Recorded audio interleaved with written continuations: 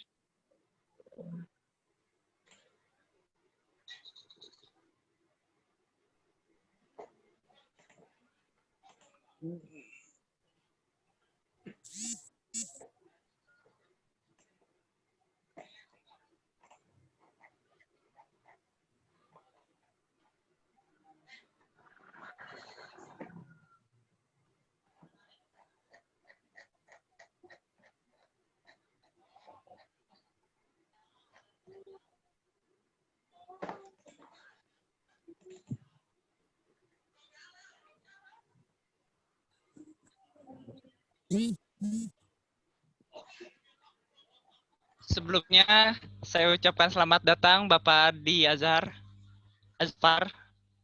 yang telah hadir di tengah-tengah kita sebagai pemateri pada hari ini. Ya, sama-sama. Assalamualaikum warahmatullahi wabarakatuh.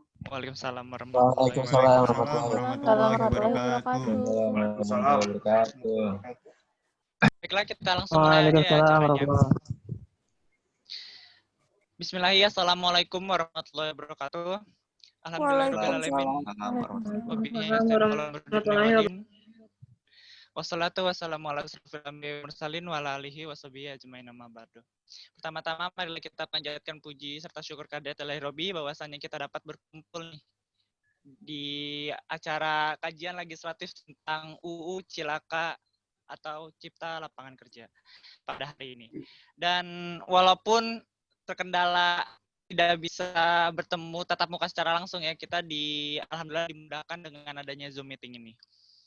Selawat serta salam semoga selalu tercurah limpahkan kepada junjungan kita Nabi besar Muhammad Sallallahu Alaihi Wasallam. Sebelumnya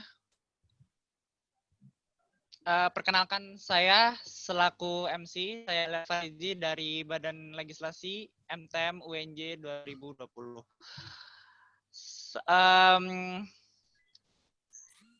Sebelum kita menginjak ke acara, kita buka dengan mengucap mengucap bismillah bersama-sama. Bismillahirrahmanirrahim. Bismillahirrahmanirrahim. Acara selanjutnya yaitu sambutan dari Ketua MTM sekaligus Ketua Pelaksana pada hari ini kepada Bagas Dwi Ajarwanto. Waktu dan tempat kami persilahkan. Ya, bismillah. Assalamualaikum warahmatullahi wabarakatuh. Salam sejahtera. Waalaikumsalam warahmatullahi wabarakatuh. Hidup mahasiswa, hidup rakyat Indonesia, hidup buruh tani Indonesia. Panjang umur perjuangan buat kita ya. Dikala pandemi seperti ini, ternyata para pemerintah ya, khususnya DPR dan pemerintah, ini dengan seenaknya ya, mengesahkan sebuah rancangan undang-undang RUU Cilaka ya, kalau kita sebut RUU Cilaka atau Omnibus Law, dengan sewenang-wenang, dengan waktu yang sangat singkat, dengan kepentingan yang sangat merugikan ya bagi rakyat gitu ya. Dikala pandemi ini gitu ya, mereka melaksanakan kegiatan-kegiatan yang tidak semestinya gitu ya, yang dimana hanya menguntungkan para pengusaha dan para oligarki pemerintahan saja. Dan di sini patut kita kritisi ya sebagai mahasiswa ataupun sebagai masyarakat umum, yang dimana ini merasa dirugikan. Karena sejatinya ya, RUU Cilaka ini nanti ataupun udah disahkan menjadi undang-undang ya, ini akan merugikan kita di masa depan nanti gitu, dimana RUU Cilaka ini atau undang-undang ketenaga kerjaan ini menjadi problematika buat bangsa kita di tahun-tahun berikutnya. Karena teman-teman ketahui ya, RUU Cilaka ini hanya menguntungkan para pengusaha, para pemilik modal, dan tidak menguntungkan bagi masyarakat yang ada di bawah, bagi buruh tani, ataupun bagi kita sebagai mahasiswa, di mana terdapat pasal-pasal yang kontroversi ya, di mana juga ini menjadi permasalahan untuk bangsa dan negara kita. Kalau kita lihat tadi siang ya, ternyata sudah terlaksananya aksi dan sudah chaos juga ya di daerah Ben Hill ya, ataupun di sekitaran DPR. Bahkan kalau saya lihat videonya, terdapat para masyarakat yang berdarah-darah gitu ya, yang bergelempangan tidur-tiduran karena merasakan pukulan dari para aparat gitu ya. Nah, ini menjadi saksi bahwasanya pemerintah ataupun negara kita masih tidak mau mendengarkan suara rakyat. Di sini kita sebagai mahasiswa selayaknya kita yang akan turun ke jalan untuk menyampaikan gagasan-gagasan intelektual dan menyampaikan sebuah opini-opini yang memang berlandaskan sebuah pemikiran yang kreatif ataupun pemikiran yang lebih konstruksi dibanding para anggota DPR sana. Nah, kalau kita lihat DPR di sana gitu ya, kemarin teman-teman bisa disaksikan ya, ketika ada para anggota DPR yang ingin mengungkapkan pendapatnya malah di-mute oleh para pimpinan DPR ya. Teman-teman bisa ketahui dan bisa disimak juga videonya. Ini menjadi problematika bahwasanya ya, yang memiliki kekuasaan hanyalah mereka-mereka aja yang terdapat di dalam pimpinan. Sehingga kalau kita lihat esensi dari DPR itu tidaklah wajar gitu ya, kalau misalkan pimpinan DPR sendiri tidak mendengarkan suara para anggotanya, apalagi kita sebagai masyarakat gitu ya. Bahkan ini menjadi tolak ukur kita sebagaimana bobroknya mereka untuk memimpin negara ini. Maka dari itu kita mari sama-sama merangkul tangan kita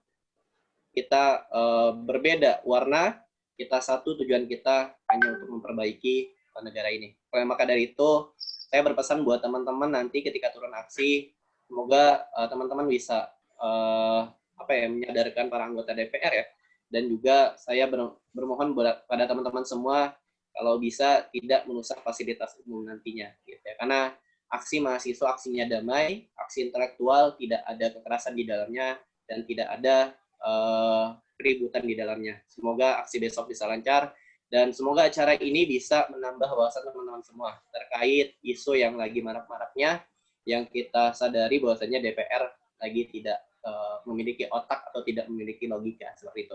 Jadi saya berharap dari sini, dari forum ini, teman-teman bisa mencerna dengan baik dan bisa mengikuti agenda kajian legislatif yang bertemakan tentang Omnibus Law ini dengan seksama gitu ya. Mungkin itu aja pemaparan ataupun pembukaan dari saya. Kurang lebihnya mohon maaf. Assalamualaikum warahmatullahi wabarakatuh. Waalaikumsalam warahmatullahi wabarakatuh. Terima kasih kepada saudara Bagas yang telah menyampaikan sambutannya. Benar seperti apa yang kata Bagas katakan, bahwa diadakannya acara hari ini atau kajian legislatif ini supaya kita itu aksinya aksi intelektual gitu. Jadi nggak sembarangan aksi gitu teman-teman. Nah, baiklah kita langsung aja lanjut ke acara selanjutnya. Kita langsung aja ke pembahasan materi pada malam hari ini. yang akan dimoderatori oleh Saudara Aditya Wibowo. Sebelumnya saya bacakan CV-nya. Aditya Wibowo, Pendidikan Universitas Negeri Jakarta, Program Studi S1 PPKN. SMK-nya SMK di SMK Negeri 6 Jakarta, jurusan akuntansi. Kontaknya bisa dicatat kalau ada yang mau catat.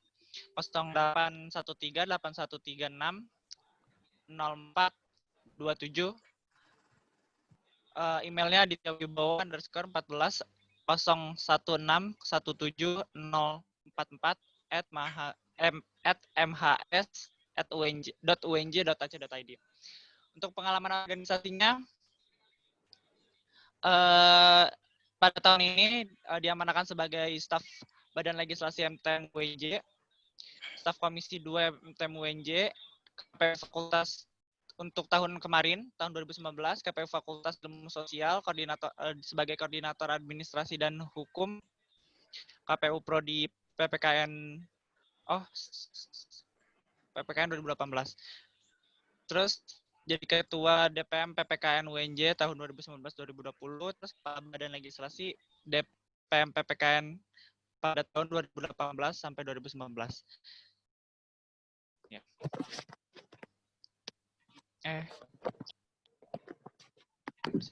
Selanjutnya saya serahkan langsung kepada moderator pada hari ini, kepada Aditya Wibowo. Waktu dan tempat kami persilahkan.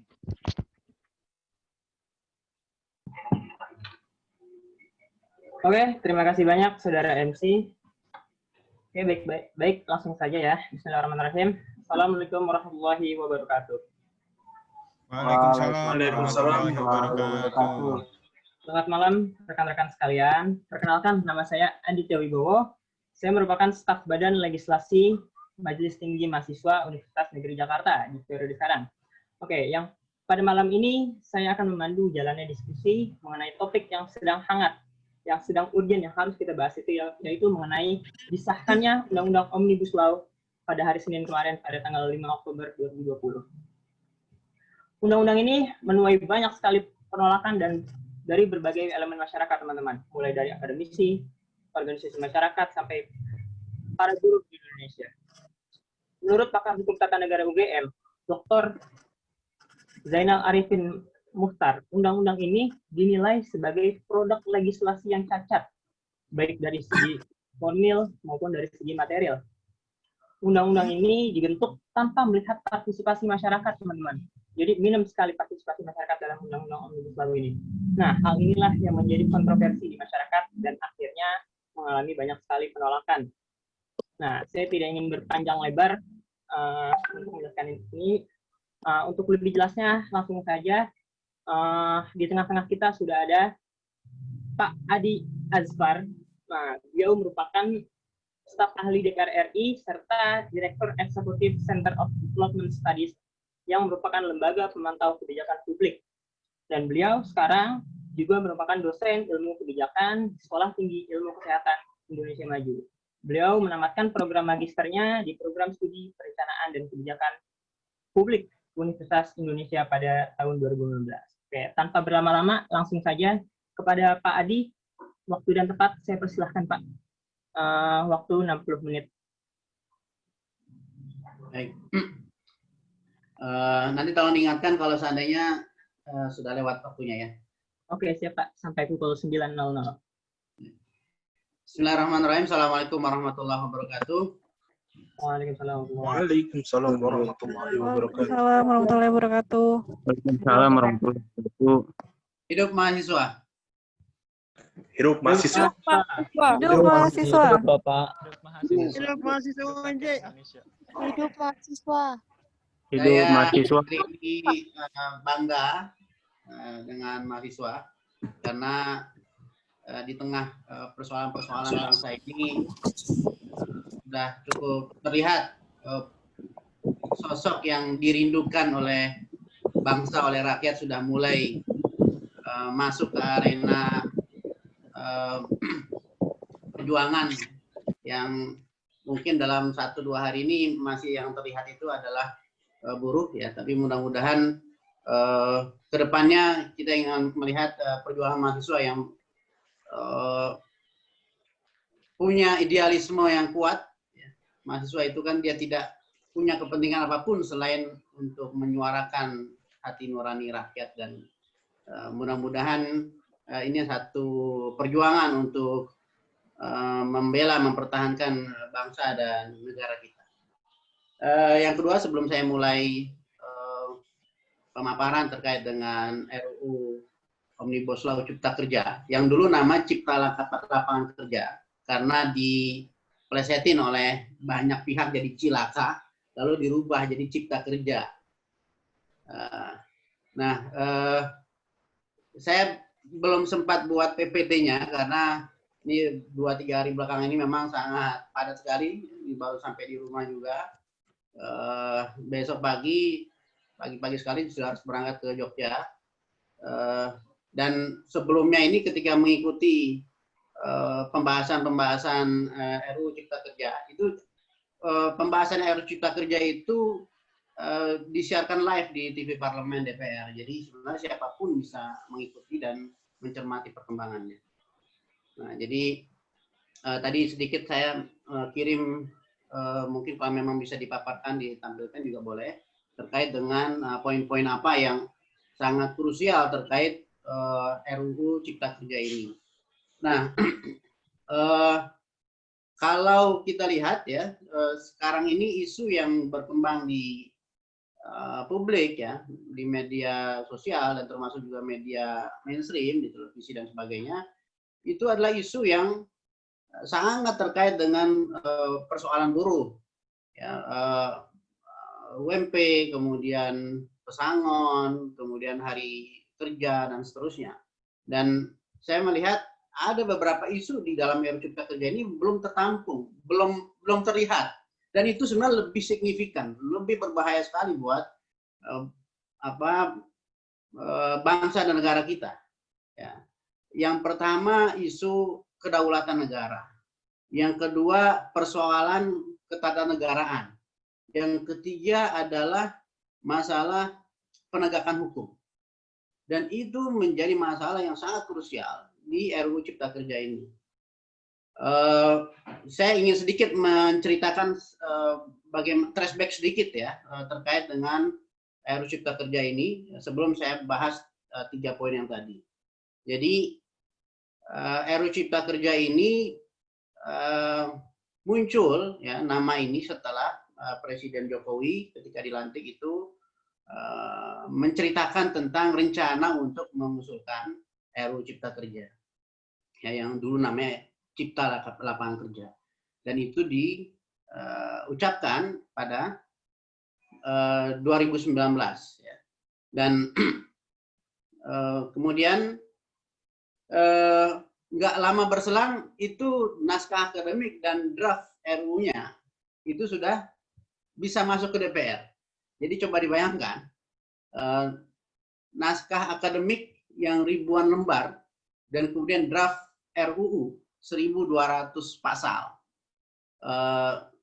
dan merubah 79 undang-undang selesai dalam waktu hanya 1-2 bulan, kan nggak mungkin. Kalau saya memprediksi ini sudah ada desainernya jauh sebelum 2019 Presiden Jokowi menyampaikan dalam pidato pelantikannya. Kenapa? Karena itu 1.200 pasal ya. Kalau dibuat DIM, daftar inventaris masalah yang dibahas bersama DPR, DIM-nya itu menjadi lebih dari 7.000 DIM. DIM itu adalah jumlah pasal, ayat, judul bab dan seterusnya sampai huruf. Ya. Kalau dalam pasal undang-undang itu kan ada pasal sekian, ayat sekian dan huruf sekian. Itu jumlah DIM-nya sampai 7.000 dan itu dibahas dalam waktu hanya 5 bulan. Periode sebelumnya 79 undang-undang atau mungkin 70-an atau 60-an itu bisa diselesaikan DPR itu dalam satu periode DPR 5 tahun. Ini sekarang 79 undang-undang diselesaikan hanya dalam 5 bulan. Dan itu yang sangat anomali ya, keganjilan-keganjilan dalam membahas RUU Cipta Kerja ini. Nah,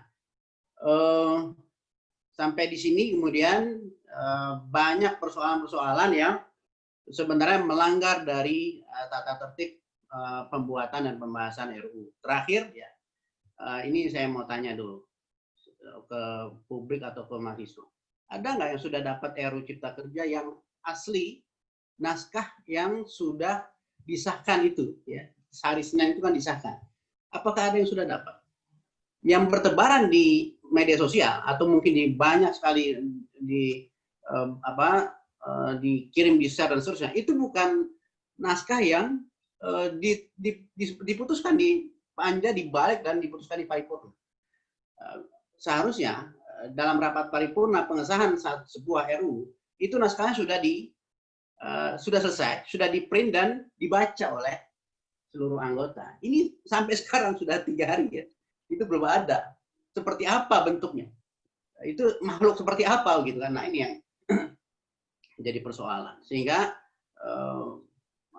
mengambil keputusan malam-malam itu juga sesuatu yang aneh ya. Apalagi kemudian RUU Cipta Kerja ini dibahas pada saat masa reses. Itu juga ada potensi-potensi pelanggaran. Nah baik, oke lah. Itu satu persoalan yang sekarang ini sudah ada, RUU-nya sudah disahkan, sudah menjadi undang-undang, dan sekarang kita coba lihat, ya ini yang saya tampilkan di layar ini adalah pembahasan terakhir sebelum itu disepakati di balik pada tengah malam itu. Ya, karena ini banyak sekali pasal-pasal yang kemungkinan pasal siluman yang muncul. Orang akan bilang, oh itu bukan begitu, itu hoax, faktanya begini. Nah, seringkali klarifikasi dari pemerintah itu mengklarifikasi itu bukan begitu faktanya, tapi mana ininya, naskahnya mana? Supaya kita bisa bahas bersama-sama, kita bisa buktikan bersama-sama. Baik, yang pertama itu terkait dengan pasal krusial di RUU Cipta Kerja ini, pelanggaran terhadap konstitusi, Undang-Undang Dasar NRI 1945, dan ini sangat mempengaruhi pada kedaulatan negara.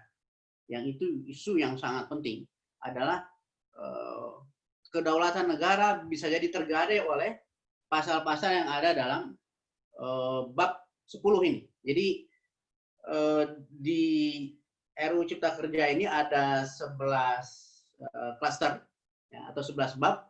Ini bab 10 ini adalah bab yang paling penting menurut saya ya, dalam pandang saya. Kenapa? Karena ada persoalan kedaulatan negara yang kemungkinan akan tergadai oleh asing. Itu ada di bab 10, pasal 160 dan pasal 154. Ini adalah pasal ini ya, itu memberikan kekebalan hukum kepada pengurus dan pegawai lembaga. Lembaga itu adalah lembaga pengelola investasi. Jadi RUU Cipta Kerja ini itu melahirkan satu lembaga yang namanya Lembaga Pengelola Investasi. Lembaga ini akan mengelola aset-aset negara, ya, mengelola aset-aset negara, aset-aset BUMN, tanah-tanah negara, yang kemudian bisa diinvestasikan kepada mitra. Mitra itu siapapun bisa swasta asing, bisa juga mungkin pemerintah daerah dan seterusnya. Nah, di pasal ini, ya, lembaga pengelola investasi ini memiliki kekebalan hukum. Ya, pengurus dan lembaganya dalam melaksanakan tugas dan kewenangannya tidak bisa dituntut. Ini mengikuti, kalau ada yang mengikuti Perpu Corona kemarin, itu juga sama pasal ini. Jadi di copy paste. Jadi seakan-akan ya pemerintah ini tidak mau untuk dituntut apabila terjadi kesalahan, kekeliruan, asal sudah ada itikat baik. Jadi dalam pasal ini itu dibunyikan adalah apabila sudah ada itikat baik oleh pegawai lembaga, dalam ini lembaga pengelola investasi, sudah melakukan itikat baik tapi masih gagal, atau mungkin ada kesalahan, ada mungkin kekeliruan, itu tidak bisa dituntut. Nah, sekarang bayangkan begini. Ada tanah kita di Kalimantan, ya, ratusan ribu hektar. Itu tanah terlantar. Kemudian LPI ini, Lembaga Pengelola Investasi ini, dia diminta untuk mengelola tanah itu. Ratusan ribu hektar itu. Yang kita nggak tahu di bawahnya itu ada apa. Apakah ada tambang batu bara, ada emas, ada nikel, ada minyak, dan seterusnya. Dan itu bisa ratusan ribu hektar. Kemudian, karena sudah dikelola oleh Lembaga Pengelola Investasi ini, lalu kemudian digunakan tanah ini, diinvestasikan, bermitra. Kan dia butuh mitra, pasti butuh dana. Bermitra dengan siapapun, dengan asing atau dengan. Lalu kemudian, bermitra itu, kemudian usahanya itu, bisnisnya itu, gagal. Atau mungkin banyak kerugian-kerugian. Ketika kerugian, lalu negara itu kan bisa rugi aset-asetnya. Apa yang sudah diinvestasikan oleh negara, rugi. Nah, di titik ini, ketika terjadi kerugian, maka pengurus dan pegawai lembaga itu tidak bisa dituntut. Tidak bisa dituntut oleh hukum.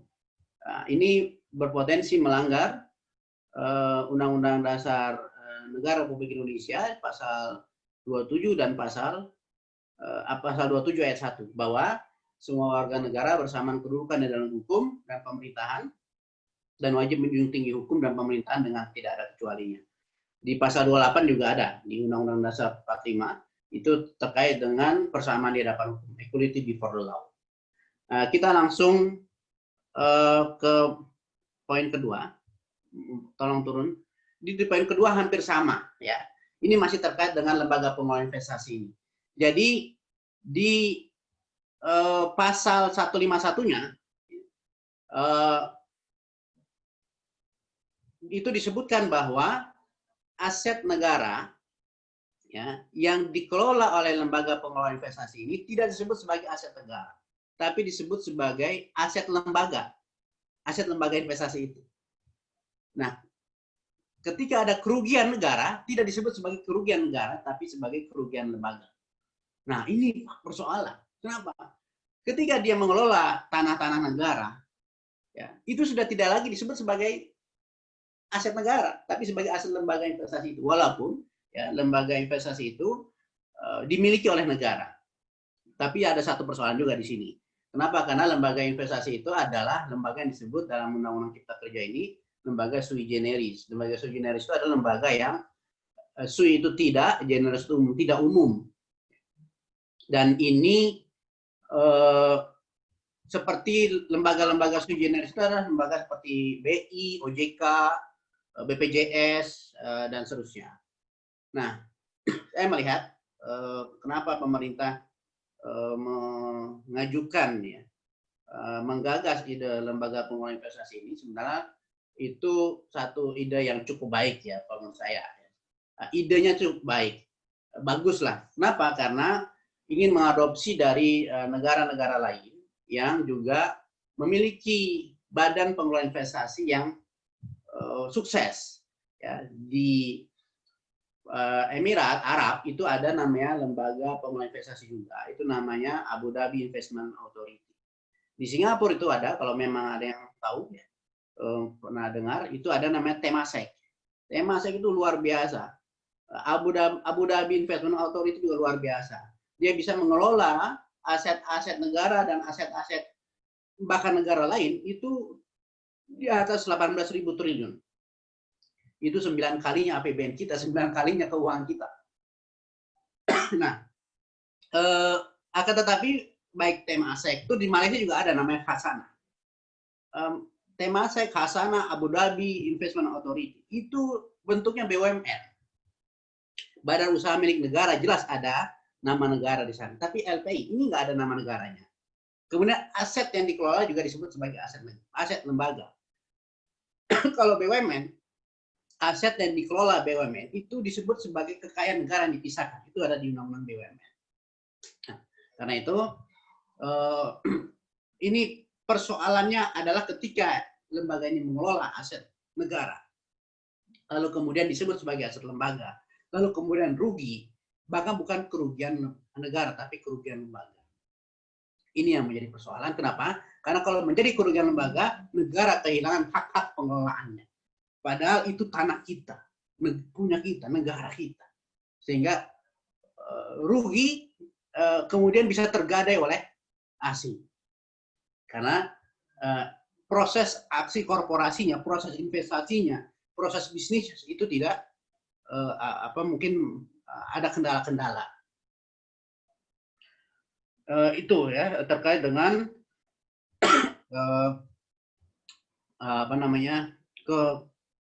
kedaulatan negara yang sangat mungkin tergadaikan di sini.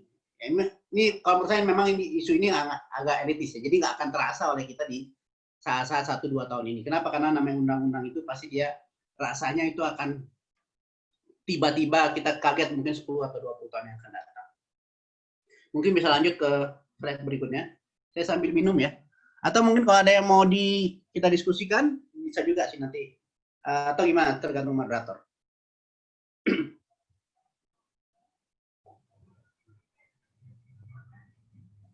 Nah, kemudian masih tentang lembaga ini, lembaga pengelola investasi. Jadi, lembaga pengelola investasi ini, itu status pegawainya itu bukan disebut sebagai penyelenggara negara, tapi dia tidak disebut sebagai penyelenggara negara. Padahal lembaga pengelola investasi ini dia mengelola aset negara. Jadi dia menerima gaji dari negara. Ya, seharusnya dia adalah penyelenggara negara. Kenapa dia tidak disebut penyelenggara negara? Dia ingin keluar dari undang-undang tindak pidana korupsi, sehingga ya, kalau dalam undang-undang tindak pidana korupsi yang bisa ditindak kalau dia melakukan korupsi adalah penyelenggara negara atau merugikan negara. Nah, itu kan tadi disebutkan.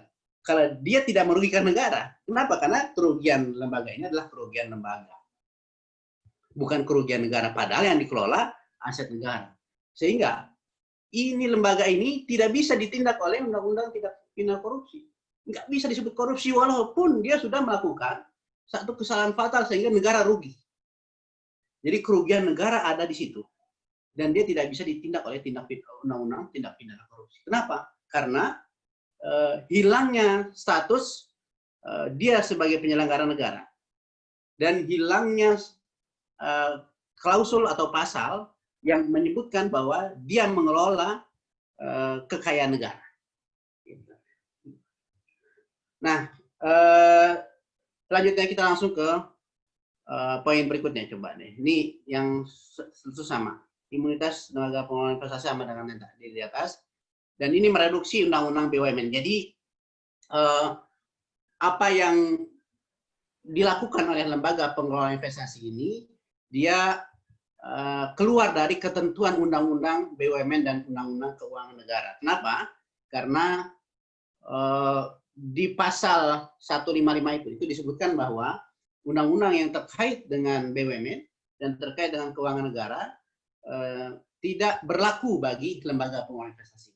Coba dibayangkan, begitu kuatnya, super bodinya lembaga ini, sehingga undang-undang yang terkait dengan keuangan negara juga itu tidak berlaku bagi lembaga pengelola investasi ini. Padahal dia mengelola aset negara. Gitu. Lanjut. Di berikutnya itu saya mengkritisi terkait dengan pasal yang ini terkait dengan liberalisasi ekonomi. Itu ada persoalan bahwa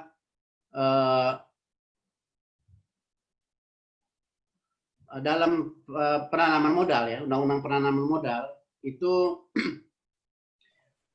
mensejajarkan antara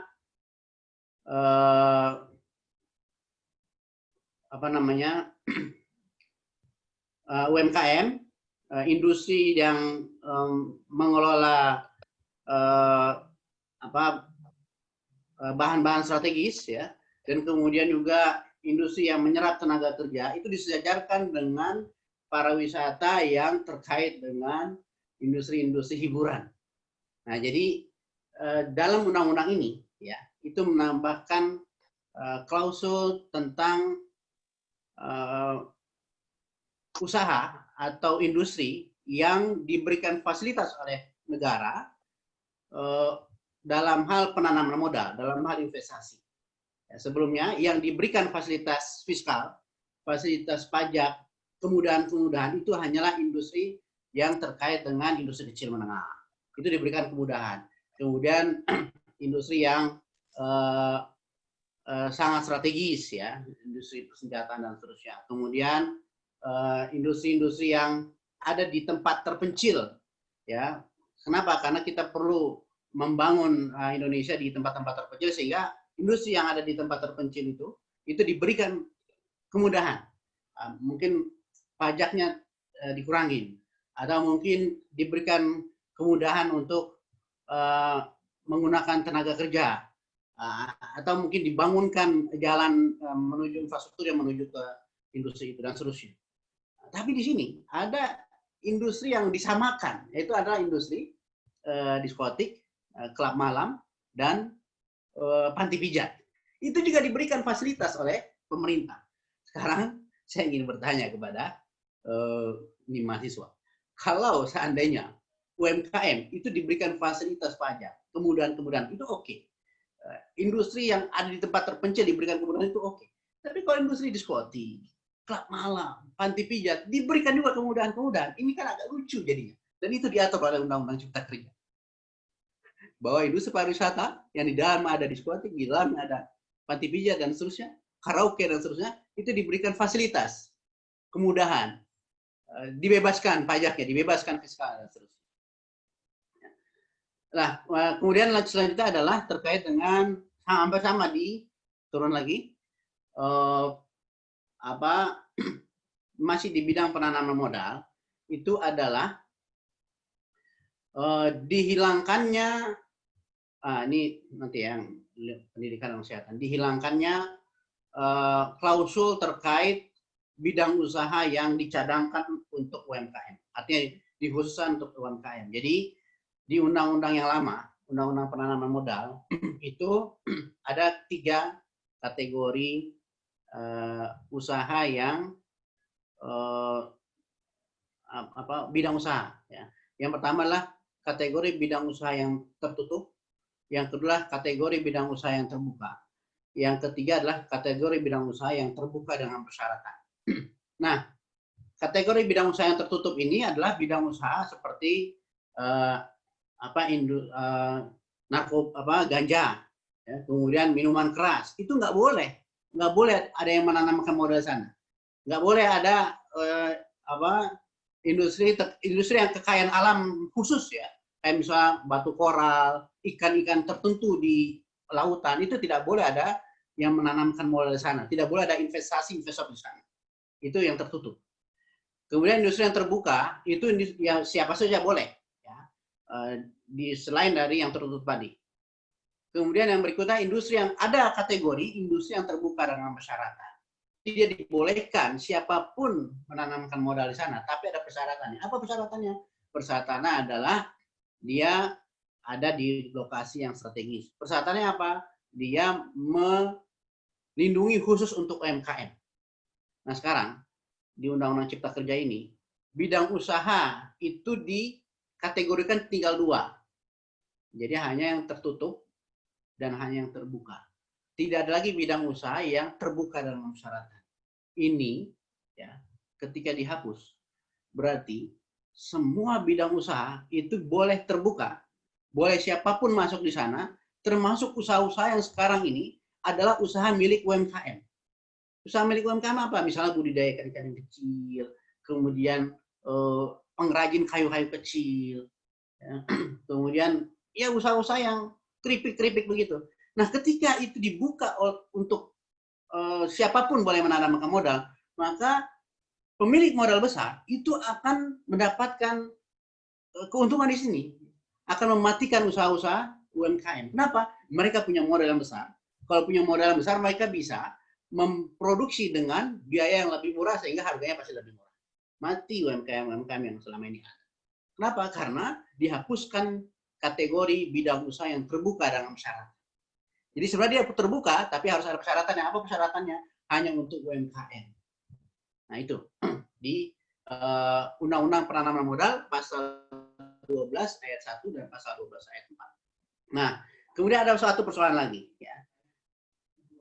Industri senjata dan peralatan kita, ya, yang awalnya di Undang-Undang Penanaman Modal yang lama, ya, yang existing, ya, maksudnya, itu tertutup bagi siapapun. Tidak boleh ada yang menanamkan modal di situ.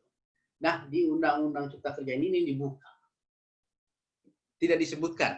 Jadi ini di pasal 12 Undang-Undang Penanaman Modal itu dihapuskan bahwa itu menghapus klausul, menghapus ketentuan tentang produksi senjata dan peralatan perang yang tadinya tertutup bagi penanaman modal asing, sekarang menjadi terbuka. Nah, bayangkan, hanya kita punya senjata atau apa, itu investasinya investor asing, dan kemudian dia sudah mengetahui persenjataan kita, sudah mengetahui peralatan perang kita, dan kemudian terjadi peperangan atau mungkin diancam dan seterusnya. Kita tidak bisa berbuat apa-apa. Kenapa? Karena mereka sudah tahu persenjataan kita. Nah, ini satu persoalan lagi. Mungkin lanjut bisa. Poin berikutnya. Ya. Poin berikutnya adalah di Undang-Undang Kawasan Ekonomi Khusus. Ini yang persoalan yang paling besar di sebelum paten. Ini paling bawah itu, paling bawah kawasan ekonomi khusus. Nah ini yang kalau pernah dengar di Cina itu ada namanya Huangzhou, itu kawasan ekonomi khusus. Dan itu memang luar biasa. Tapi itu didesain selama 20 sampai 30 tahun baru menjadi kawasan yang sangat luar biasa. Dulu ya di Guangzhou itu rakyatnya nggak sampai 1 juta, cuma 400 atau 500 ribu penduduk. Sekarang ya sudah sampai jutaan, bahkan itu menjadi kawasan ekonomi, pabrik-pabrik dan perusahaan-perusahaan elit ada di situ. Bahkan ada pendidikan tinggi sampai kuliah di situ ada, dan kemudian penduduknya itu sejahtera. Dan kurang lebih 5-6 juta ada penduduknya di situ. Tapi ya, kebanyakan dari yang sejahtera itu adalah para pendatang, bukan penduduk asli dari Guangzhou. Kalau seandainya itu di copy paste ke Indonesia, itu ada di kawasan ekonomi khusus, maka ini perlu ada ya dikritisi ya, minimal dikritisi. Kenapa? Karena tanda-tanda seperti itu akan sudah terlihat. Yang pertama apa? Itu yang paling bawah yang saya buat adalah fasilitas imigrasi bagi orang asing di kawasan ekonomi khusus. Kita punya ada kurang lebih 16 kawasan ekonomi khusus, ada di Galang Batang misalnya, Semengke, di Sulawesi juga ada, di Papua juga ada, di Jawa juga banyak ya, di Kalimantan ada. Di Lombok ada tuh kawasan ekonomi khusus Mandalika itu, khusus para wisata. Nah, di kawasan ini orang asing yang masuk ke kawasan ini itu diberikan fasilitas. Diberikan fasilitas. Ada fasilitas keamanan, fasilitas kemudahan, keringanan, dan seterusnya. Meskipun dia bukan pelaku usaha di kawasan ekonomi. Nah, di undang-undang yang lama, ini kan Undang-Undang Cipta Kerja ini merubah Undang-Undang Kawasan Ekonomi Khusus. Nah, di Undang-Undang Kawasan Ekonomi Khusus yang lama, yang existing, itu yang mendapatkan fasilitas itu adalah pelaku usaha. Baik yang di bidang perdagangan, perindustrian, pelaku usaha UMKM, pelaku usaha pariwisata dan seterusnya itu diberikan fasilitas, baik fasilitas imigrasi, fasilitas pajak dan seterusnya. Tapi di Undang-Undang Cipta Kerja ini itu dihilangkan, pelaku usaha itu dihilangkan, frasa pelaku usaha itu dihilangkan. Jadinya setiap orang asing yang masuk itu mendapatkan fasilitas.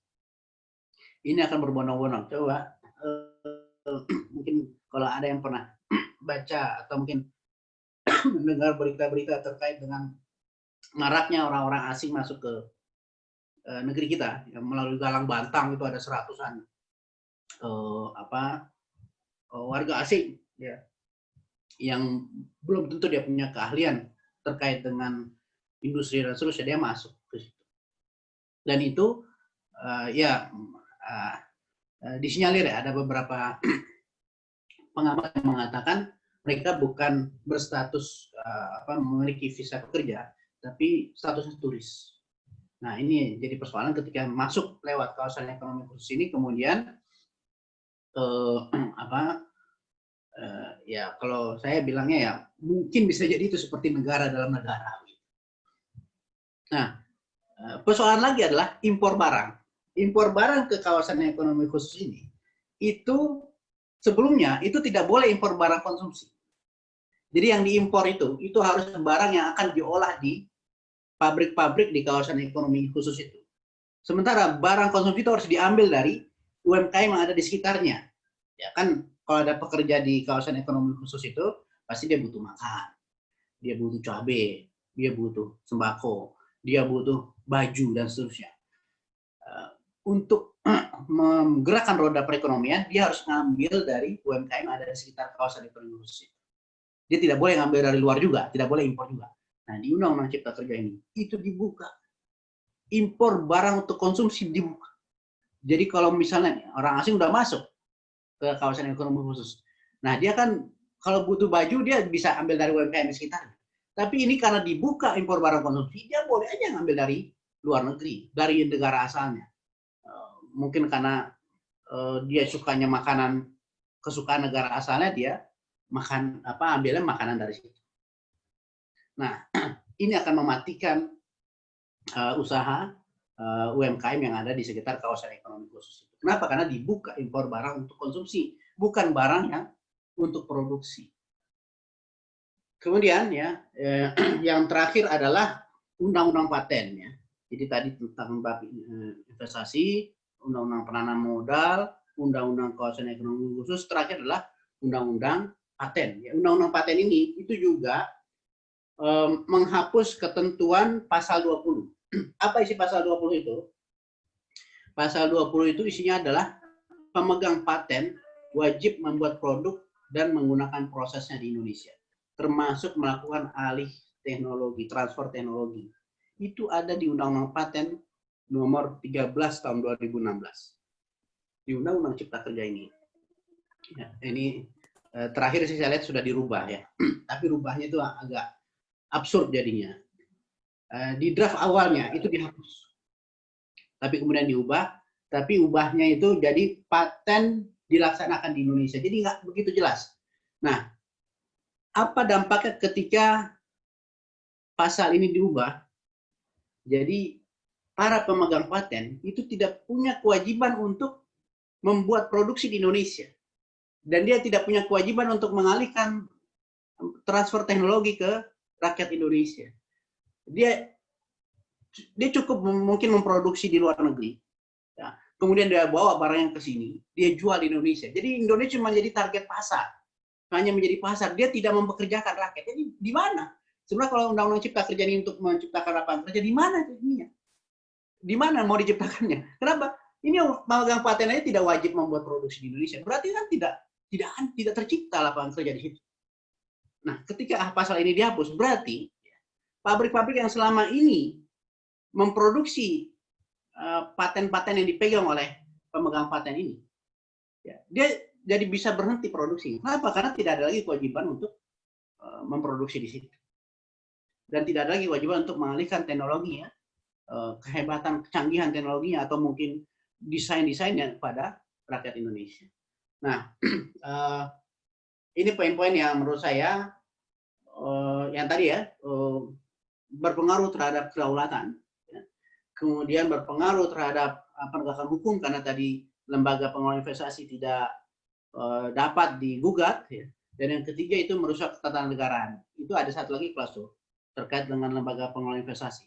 Itu dia tidak diaudit oleh BPK. Sekarang kalau misal kita lihat ya, satu lembaga yang mengelola aset negara, dia mengelola kekayaan negara, tapi dia tidak diaudit oleh lembaga yang berwenang, lembaga negara yang berwenang. Lembaga yang berwenang mengaudit badan-badan usaha itu kan BPK. Tapi dalam Undang-Undang Cipta Kerja ini itu disebutkan bahwa lembaga pengelola investasi itu diaudit oleh akuntan publik yang ditunjuk oleh BPK. Itu maknanya adalah bukan BPK. Bukan BPK, tapi bisa akuntan publik. Akuntan publik itu dia sifatnya korporasi. Jadi dia sifatnya mencari keuntungan. Sementara kalau BPK mengaudit, dia sifatnya adalah kenegaraan. apakah ini menguntungkan negara atau tidak? Bagaimana persoalan-persoalan yang menyebabkan negara menjadi rugi? Nah, itu yang ada kesalahan yang diatur di sini yang menyebabkan persoalan-persoalan ketandanegaraan. Baik, mungkin saya kira itu mudah-mudahan bisa kita lanjutkan dengan diskusi-diskusi yang lain. Demikian. Sementara, Assalamualaikum warahmatullahi wabarakatuh. Waalaikumsalam warahmatullahi wabarakatuh. Ya, terima kasih Pak Adi Azhar atas pemaparan materi-materinya, beberapa poin-poin yang bermasalah dalam Undang-Undang Cipta Kerja ini. Oke, baik, langsung saja. Karena belum ada yang mengajukan pertanyaan di kolom komentar. Jika ada teman-teman yang ingin mengajukan pertanyaan secara langsung menggunakan mikrofon teman-teman semuanya, silahkan ajukan. Tadi sudah ada satu, yaitu Muhammad Fadil Haritsah, silahkan. Oke, Bismillahirrahmanirrahim. Assalamualaikum warahmatullahi wabarakatuh. Kedengaran suara saya enggak? Ya. Oh ya, kedengaran suara saya? Kedengaran? Oke. Ya, oke, sip. Yang terhormat ya kepada Pak Adi Azhar sebagai pembicara hari ini, dan juga teman-teman juga Aditya Prabowo sebagai memuat. Saya Muhammad Fadil Haritsah dari UNJ, dari Fakultas MIPA. Mohon izin bertanya.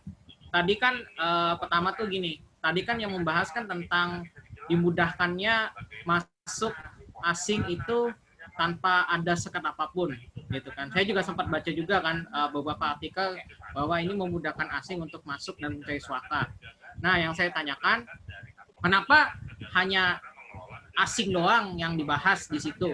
Padahal juga di sini pula banyak yang masih bisa diberdayakan gitu.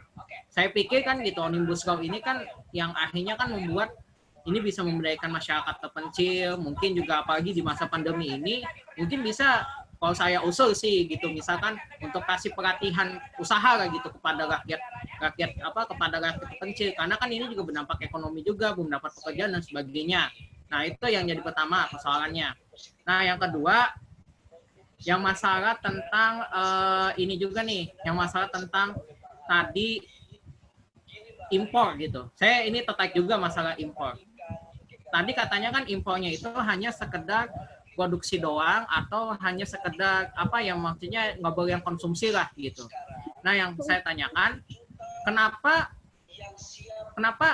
memanfaatkan impor itu hanyalah itu doang gitu. Sementara juga kan ya mungkin orang Indonesia juga bisa kan gitu memproduksi barang-barang tersebut, karena di situ pula yang akhirnya kita juga bisa memberdayakan rakyat Indonesia untuk bisa menghasilkan produk-produk tanpa harus impor dari yang lain, baik itu impor konsumsi, impor produksi kan gitu. Apalagi yang mungkin kalau kita lihat ya garam, gula dan sebagainya kan itu kan kalau saya lihat kan masih impor kan gitu. Nah, itu yang jadi persoalan juga yang sampai sekarang ini. Terus yang ketiga nih, satu lagi yang terakhir. Saya juga tertarik masalah lingkungan gitu.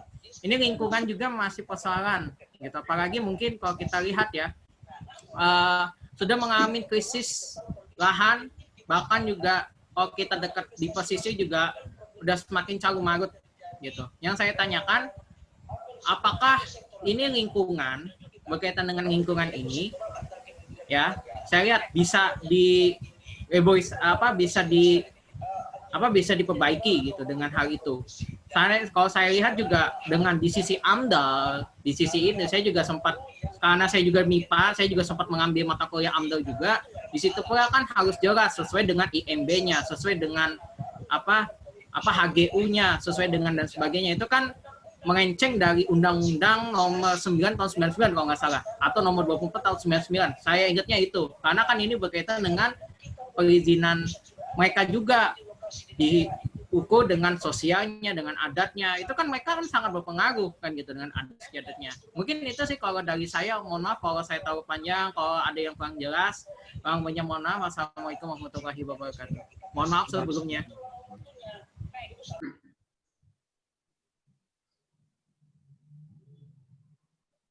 Ada lagi atau mungkin langsung bisa dijawab atau gimana? Boleh Pak, langsung dijawab, silahkan. Ya, jadi tadi mengenai masuknya orang-orang asing ya. Jadi memang kan kita itu tidak anti asing. Artinya kita juga perlu ya bermitra dengan siapapun ya, karena memang globalisasi dan kemudian juga arus perdagangan internasional WTO, dan tahun 94 kita sudah menandatangani perjanjian WTO itu terkait dengan GATT itu ya. Kalau ada yang pernah baca itu, kita menandatangani itu untuk menyepakati bahwa produk-produk impor itu memang tidak boleh dibatasi begitu. Nah, tapi bukan berarti kita mempersilahkan apapun boleh masuk. Kita perlu untuk melindungi produk-produk kita. Kita perlu untuk melindungi tenaga kerja kita. Kenapa? Kita harus memberdayakan mereka, jangan sampai mereka jadi budak di negeri sendiri, karena ini tanah-tanah kita. Dan minimal ya yang masuk itu adalah tenaga kerja asing yang memang memiliki skill.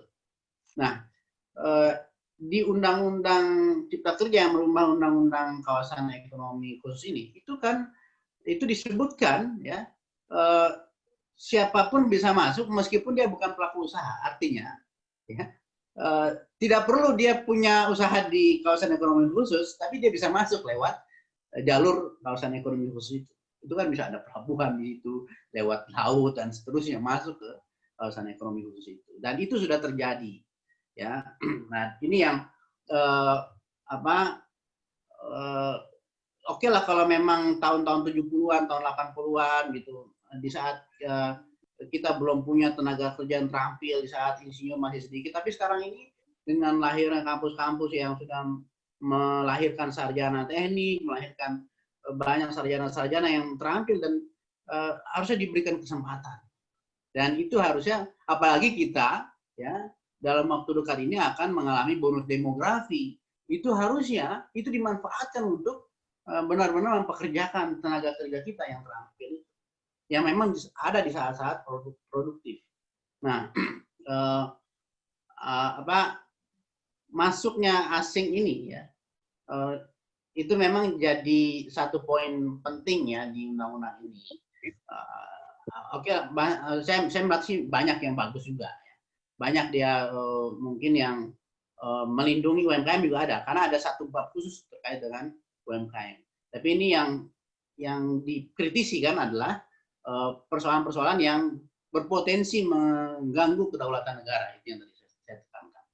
Kemudian yang kedua terkait dengan impor ya, impor barang itu juga satu persoalan yang saya itu hanya memberikan contoh itu di kawasan ekonomi khusus. Kalau lihat di Undang-Undang Pangan itu lebih parah lagi, ya. Kenapa? Karena di Undang-Undang Pangan itu disebutkan bahwa penyediaan kebutuhan dalam negeri itu disediakan oleh hasil produksi dalam negeri dan impor. Di Undang-Undang sebelumnya itu penyediaan produksi dalam negeri itu ketentuannya begini, diutamakan produksi dalam negeri, seandainya kurang maka boleh dibuka pintu impor. Nah, kalau itu ya diubah menjadi ketentuannya tadi seperti yang saya sebutkan, penyediaan penyediaan kebutuhan dalam negeri itu dilakukan oleh produksi dalam negeri dan impor, maka itu sama sejajar. Jadi kapanpun bisa impor, tidak perlu menunggu apakah produksi dalam negeri sudah mencukupi atau enggak. Kejadian yang beberapa waktu lalu ketika sedang panen, padi sebegitu banyak, beras sebegitu banyak, kemudian dilakukan impor sehingga harga-harga beras dan petani itu menjerit. Kenapa? Karena harganya jatuh. Karena ada derasnya produk impor, karena suplai terlalu banyak, pasokannya terlalu besar sehingga harga menjadi turun. Nah, itu yang dirugikan adalah petani. Nah, itu yang persoalan terkait dengan impor yang dibuka, dan memang itu adalah karena kita sudah menandatangani perjanjian dengan WTO, dan itu yang jadi persoalan. Dan kalau saya ya mengusulkan itu di Undang-Undang Cipta Kerja itu kita harus membuat ya pasal yang dia melindungi produk dalam negeri tapi tetap friendly terhadap WTO gitu. Karena memang kita perlu untuk tetap bermitra dengan negara-negara lain dalam berbagai komoditas. Nah, kemudian yang terakhir itu terkait dengan lingkungan. Ini juga menarik. Itu tadi sengaja saya nggak tampilkan di sini. Kenapa? Karena terlalu banyak sebenarnya di Undang-Undang Cipta Kerja kalau mau dicolek satu-satu ya. Itu lihat di Undang-Undang Kehutanan. Ini juga dirubah oleh Undang-Undang Cipta Kerja. Ya, Undang-Undang Kehutanan itu ada klausul terkait dengan AMDAL tadi yang pertama tadi disebutkan. Awalnya itu tidak perlu AMDAL. Coba bayangkan, tidak perlu AMDAL untuk saking ingin memudahkannya investasi, saking ingin membuka investasi, tidak perlu ada AMDAL supaya investor itu datang, nggak ada kesulitan untuk investasi di Indonesia.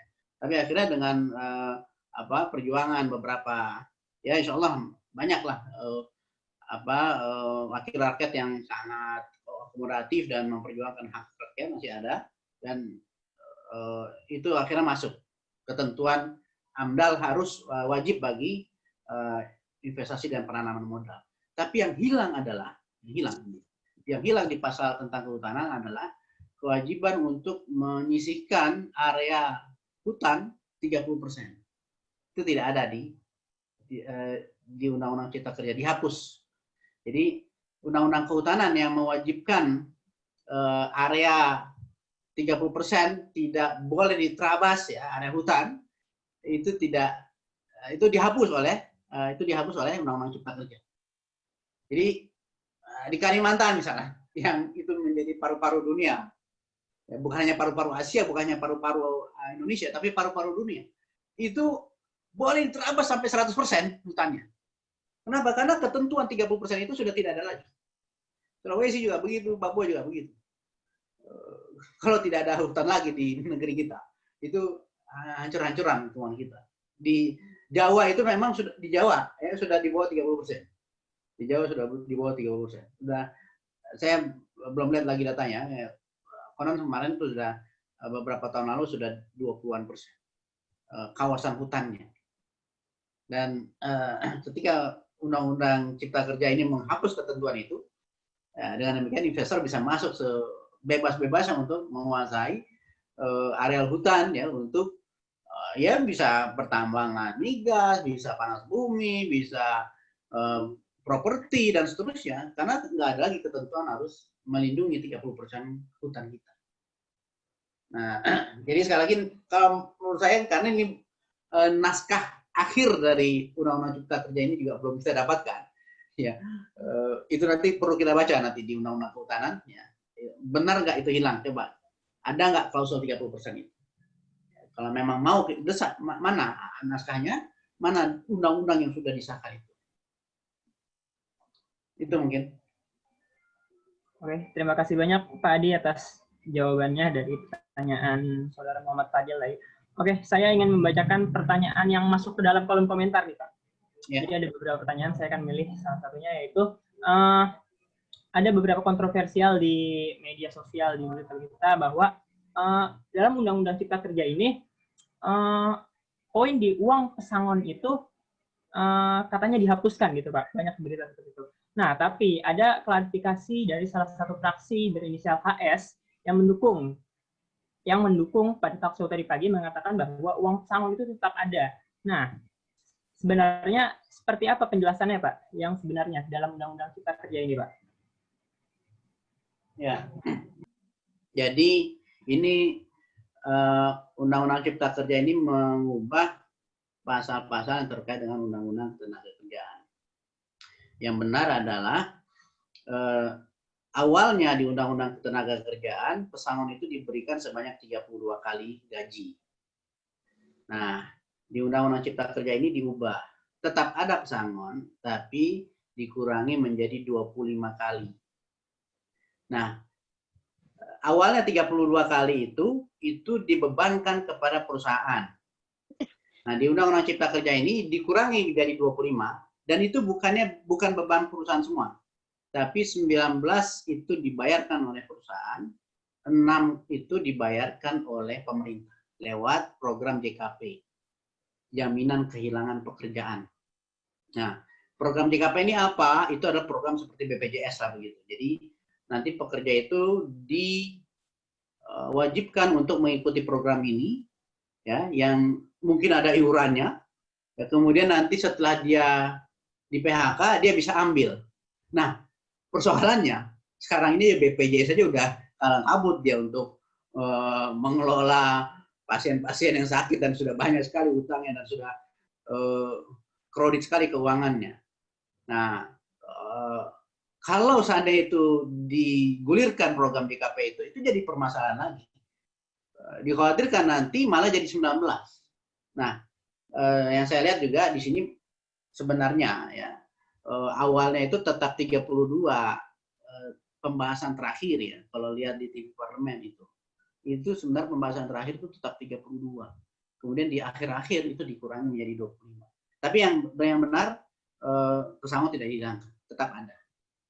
Nah, itu memang ada beberapa berita-berita hoax ya yang saya kira itu perlu diantisipasi untuk mendegradasi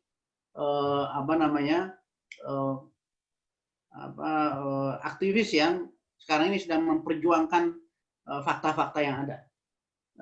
Dianggapnya itu hoax semua, tapi sebenarnya faktanya itu tidak begitu juga begitu. Artinya faktanya itu memang dikurangi hak buruh itu dikurangi. Padahal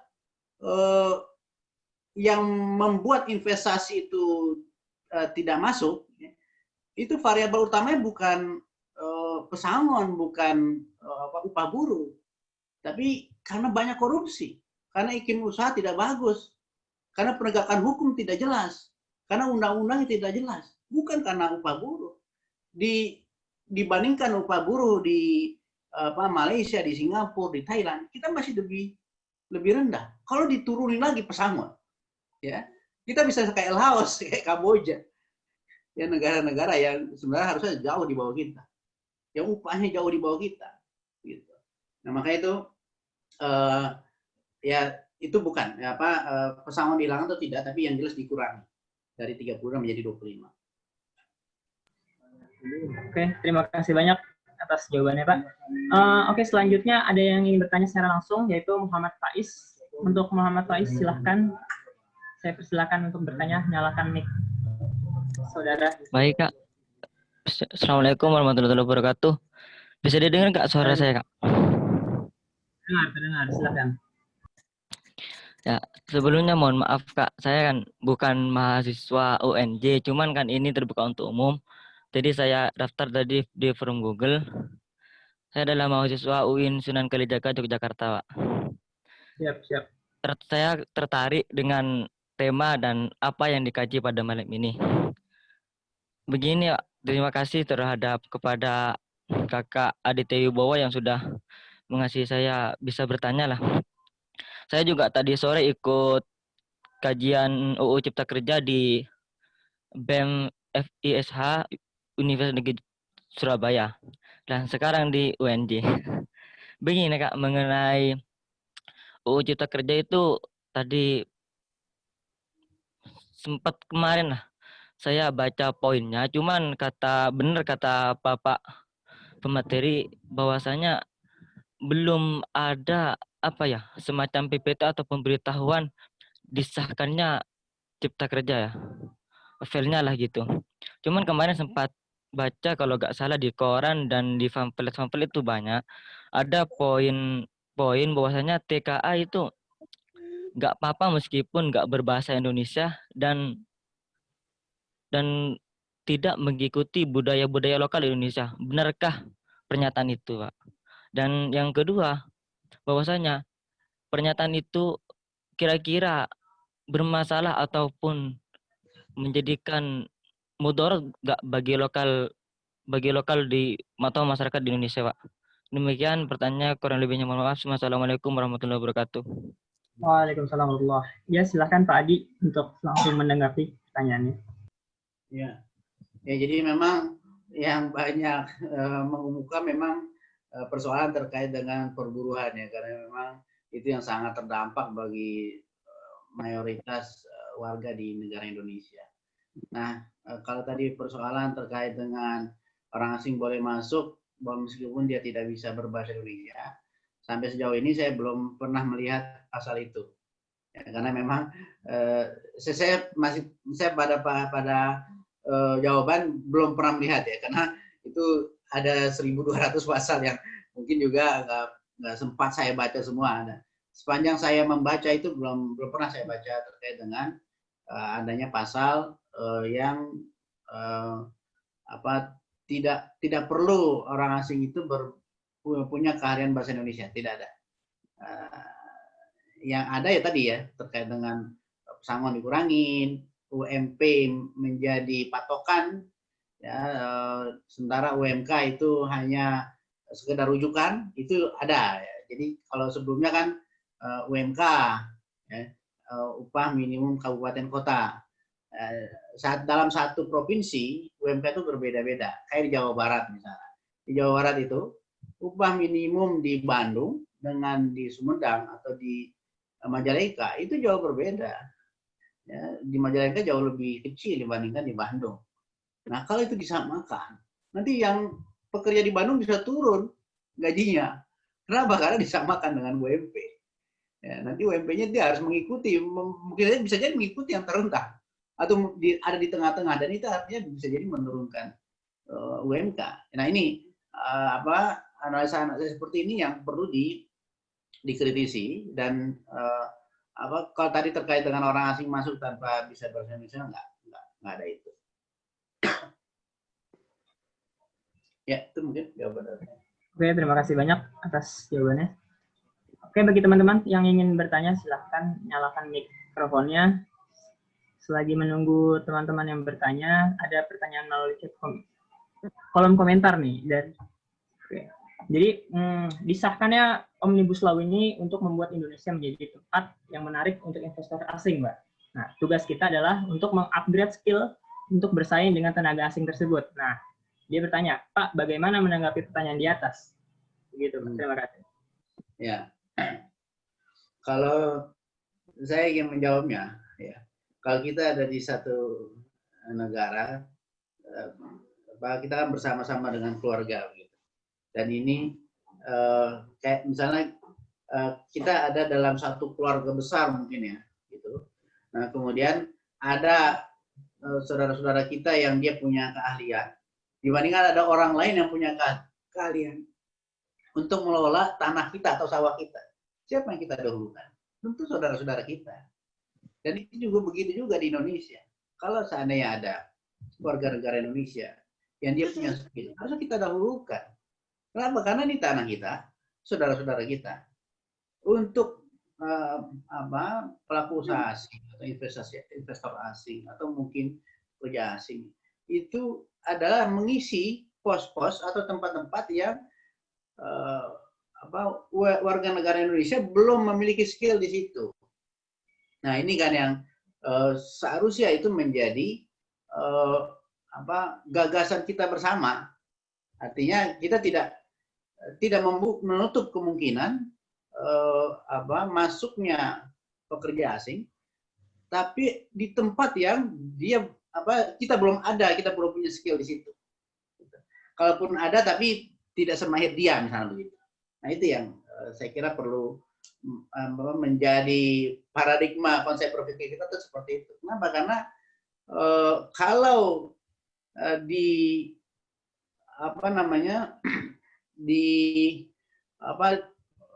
dibuka seluas-luasnya, boleh jadi malah warga negara kita sendiri yang akan terlempar dari tanahnya sendiri. Kenapa? Karena ada kemudahan-kemudahan itu, diberikan fasilitas-fasilitas itu, sementara kita tidak diberikan fasilitas. Kan aneh. WNA asing itu diberikan fasilitas, sementara WNI tidak diberikan kemudahan-kemudahan. Nah, jadi itu yang menjadi paradigma kita berpikir bahwa silakan kita prinsip dari konstitusi kan begitu. Jadi prinsipnya adalah efisiensi tapi berkeadilan. Keadilan di sini artinya ya kita lebih memprioritaskan warga negara Indonesia, tapi efisiensinya adalah bila ada yang lebih efisien, ya, lebih bisa menjalankan teknologi dan seterusnya, itu boleh kita berpartner, bekerjasama. Dan itu amanah konstitusi. Demikian. Oke, baik. Terima kasih banyak Bapak atas jawabannya. Sepertinya sudah tidak ada lagi mengajukan pertanyaan. Tapi saya ingin mengajukan, ini nih Pak. Saya izin bertanya, Kak. Oh, ada yang bertanya. Gibran? Iya. Oke, silakan duluan. Pertama, selamat malam dan assalamualaikum. Yang terhormat Kak Aditya Wibowo dan Pak Adi Asfar. Saya ingin bertanya, bagaimana perbandingan taraf kehidupan dan hak ketenaga kerjaan yang ada di luar, negeri, dan terutama di negara maju, jika kita melihat taraf hidup yang berbeda dengan negara kita sendiri. Apakah perbandingan melalui upah minimum bulanan, dan apakah isu ini menjadi benar-benar concern di dunia internasional? Terima kasih.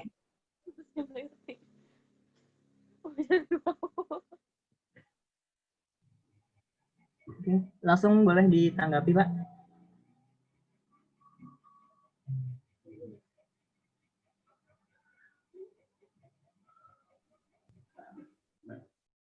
Jadi terkait dengan perbandingan kesejahteraan ya kita dengan di beberapa negara di dunia ya, mungkin saya coba bandingkan dengan Singapura misalnya. Di Singapura itu apa yang disebut dengan income per kapita ya warga negara Singapura. Income per kapita warga negara Singapura dalam sebulan itu adalah income per kapita warga negara Indonesia dalam setahun. Nah, jadi itu perbandingannya.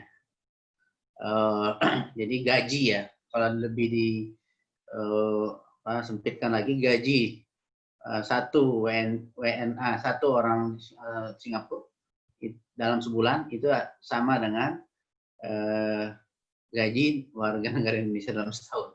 Jadi kalau gaji warga negara Indonesia setahun itu 30 juta, di Singapura cukup sebulan udah dapat 30 juta.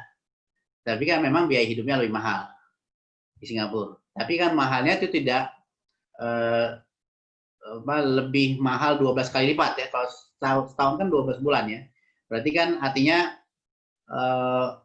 gaji orang Indonesia itu 12 kali lebih kecil dibandingkan gaji Singapura. Nah, tapi daya beli harga-harga di Singapura itu tidak 12 kali di atas warga negara Indonesia. Itu artinya apa?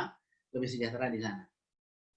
Kenapa? Karena mereka bisa lebih banyak membeli barang, lebih banyak bisa membeli kebutuhan-kebutuhannya dengan harga yang lebih murah karena gajinya lebih tinggi. Nah, itu perbandingannya. Nah, di Malaysia itu juga lebih tinggi, sedikit lebih tinggi. Ini secara ekonomi ya, kalau kita bandingkan, makanya dalam teori ekonomi itu ada istilahnya kalau ini tidak membandingkan dengan gaji ya, pendapatan income per kapita saja, tapi juga memperhatikan daya beli dan indeks harga-harga barang. Kalau dia income per kapita lebih tinggi tapi indeks harga barangnya jauh lebih tinggi, belum tentu dia lebih sejahtera. Tapi kalau di tingkat kesejahteraan di Singapura dan Malaysia itu lebih tinggi. Nah, itulah mengapa ya kalau itu dikurangi lagi di Undang-Undang Cipta Kerja ini, nah itu yang dipersoalkan para buruh kan, indeks upah di Indonesia ini itu terendah ketiga di Asia Tenggara. Kita cuman hanya lebih tinggi dari Laos dan Kamboja. Jauh di bawah Thailand, bahkan di bawah Vietnam. Kalau di sama Singapura, Malaysia udah ketinggalan jauh lah. Nah, itu ketika di Undang-Undang Cipta Kerja ini diubah gitu. Ini kan jadi memang pantas begitu. Buruh itu memang dalam tanda kutip ngamuknya pantas gitu. Nah, kalau menurut saya isu itu sudah diambil buruh ya, mahasiswa ambillah isu terkait dengan kedaulatan negara, terkait dengan tergadainya oleh asing tanah-tanah kita dan seterusnya. Itu yang mungkin belum kelihatan, belum muncul. Dan pasal-pasal ini perlu dipertanggungjawabkan oleh para pengambil keputusan di Undang-Undang Cipta Kerja ini. Kenapa? Karena kenapa disetujui? Kenapa disahkan pasal-pasal yang membuka pintu bagi kepentingan asing? Gitu. Oke, ya begitu. Jadi memang kesejahteraan pekerja-pekerja Indonesia ini jauh ya Pak timbangannya dengan pekerja-pekerja di negara lain ya Pak ya. Ya. Oke. Selanjutnya yang ini nih, saya gregetan dari saya ingin bertanya masalah undang-undangnya sudah disahkan ya Pak.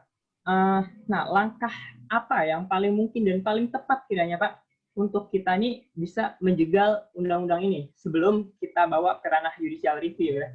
Nah, itu apa kira-kira langkah yang tepat nih Pak?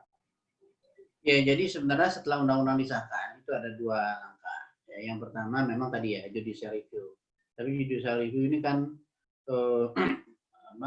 sangat lama ya. Kita tidak tahu kapan bisa dibawa dan kemudian juga birokrasinya juga mungkin perlu pendaftaran dan seterusnya sampai mungkin sidang berkali-kali dan seterusnya. Nah, kalau menurut saya ya kalau memang ya mudah-mudahan ya kalau memang presiden masih memiliki hati nurani, terbitkan Perpu, peraturan pemerintah pengganti undang-undang, dan itu sudah cukup untuk ya kalau memang membatalkan undang-undang Cipta Kerja, oke lah agak berat ya. Kenapa? Karena sudah berbulan-bulan dibahas, ada memang pasal-pasal yang baik ya, ada memang pasal-pasal yang memang menguntungkan buat elemen-elemen tertentu, ya.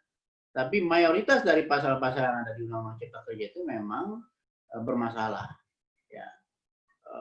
Kalau memang bisa jadi perpunya, misalnya perpunya itu adalah membatalkan pasal-pasal yang krusial, pasal-pasal terkait dengan ketenagakerjaan, membatalkan pasal-pasal yang terkait dengan tergadainya kedaulatan negara, membatalkan pasal-pasal yang terkait dengan imunitas lembaga pengelola investasi yang tidak bisa dipidana, tidak bisa digugat kalau dia melakukan kesalahan, itu kalau memang itu ada ya kita perlu sujud syukur lah begitu untuk seandainya presiden berani untuk mengeluarkan Perpu ya. Tapi memang kalau menurut saya itu satu langkah yang perlu dicoba ya, agar Undang-Undang Cipta Kerja ini ya tidak terus menuai konflik yang semakin hari semakin besar dan justru itu membuat investor menjadi tidak berminat untuk masuk ke Indonesia. Kenapa? Karena situasi politik dan keamanan itu pasti itu menjadi faktor yang juga mempengaruhi masuknya investasi ke Indonesia. Bukan hanya faktor undang-undang. Perlawanan rakyat itu menjadi satu persoalan bagi investasi ketika melihat loh kok jadi begini. Nah makanya kemarin itu kan ada banyak tuh beredar, justru banyak pengusaha-pengusaha asing itu meminta presiden membatalkan Undang-Undang Cipta Kerja. Itu ada tuh. Tapi saya belum lihat apa memang itu hoax atau enggak ya. Tapi sangat memungkinkan. Kenapa? Karena mereka melihat kayak ini dengan Undang-Undang Cipta Kerja itu membangkitkan perlawanan rakyat yang mungkin boleh jadi sangat merata di seluruh Indonesia. Dan itu sangat mempengaruhi iklim investasi. Gitu. Oke, terima kasih banyak Bapak atas tanggapannya. Ini pertanyaan terakhir dari Rivaldi Iksan. Untuk saudara Rivaldi Iksan ingin bertanya secara langsung kepada Pak Adi.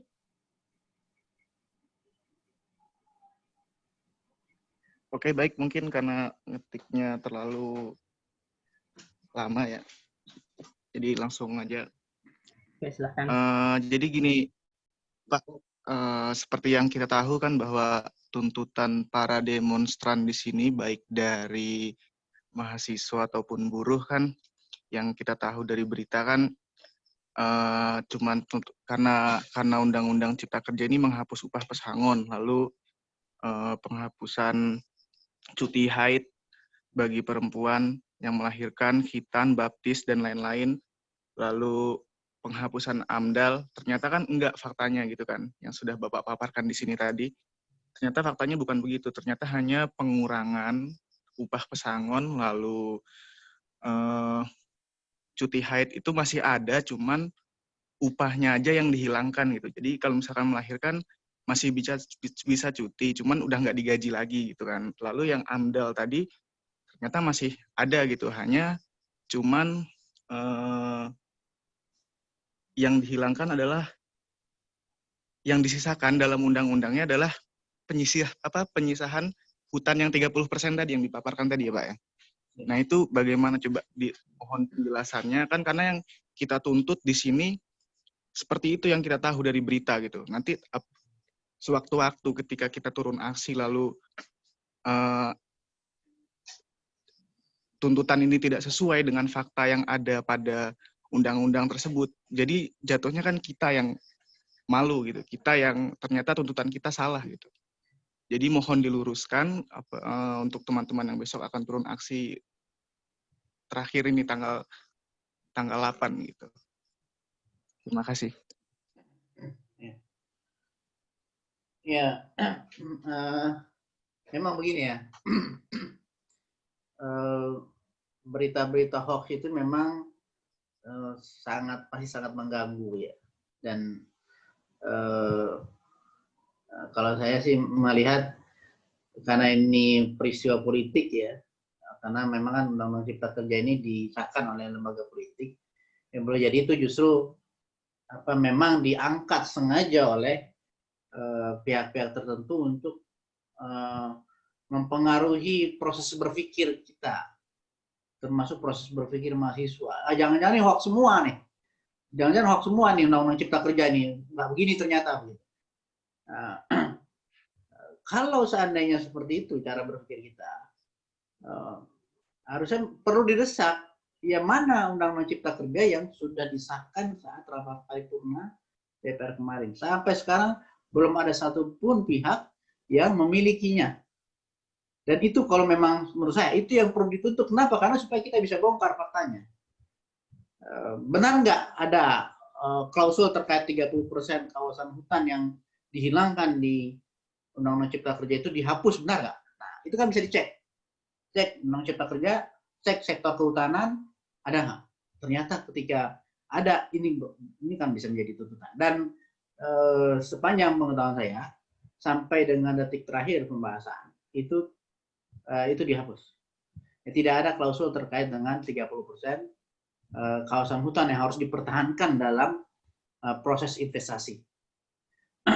Nah, kemudian yang penting juga untuk disuarakan menurut saya adalah persoalan kedaulatan negara ketika aset-aset negara yang dikelola oleh lembaga pengelola investasi itu ketika terjadi kerugian maka itu tidak bisa dituntut pertama.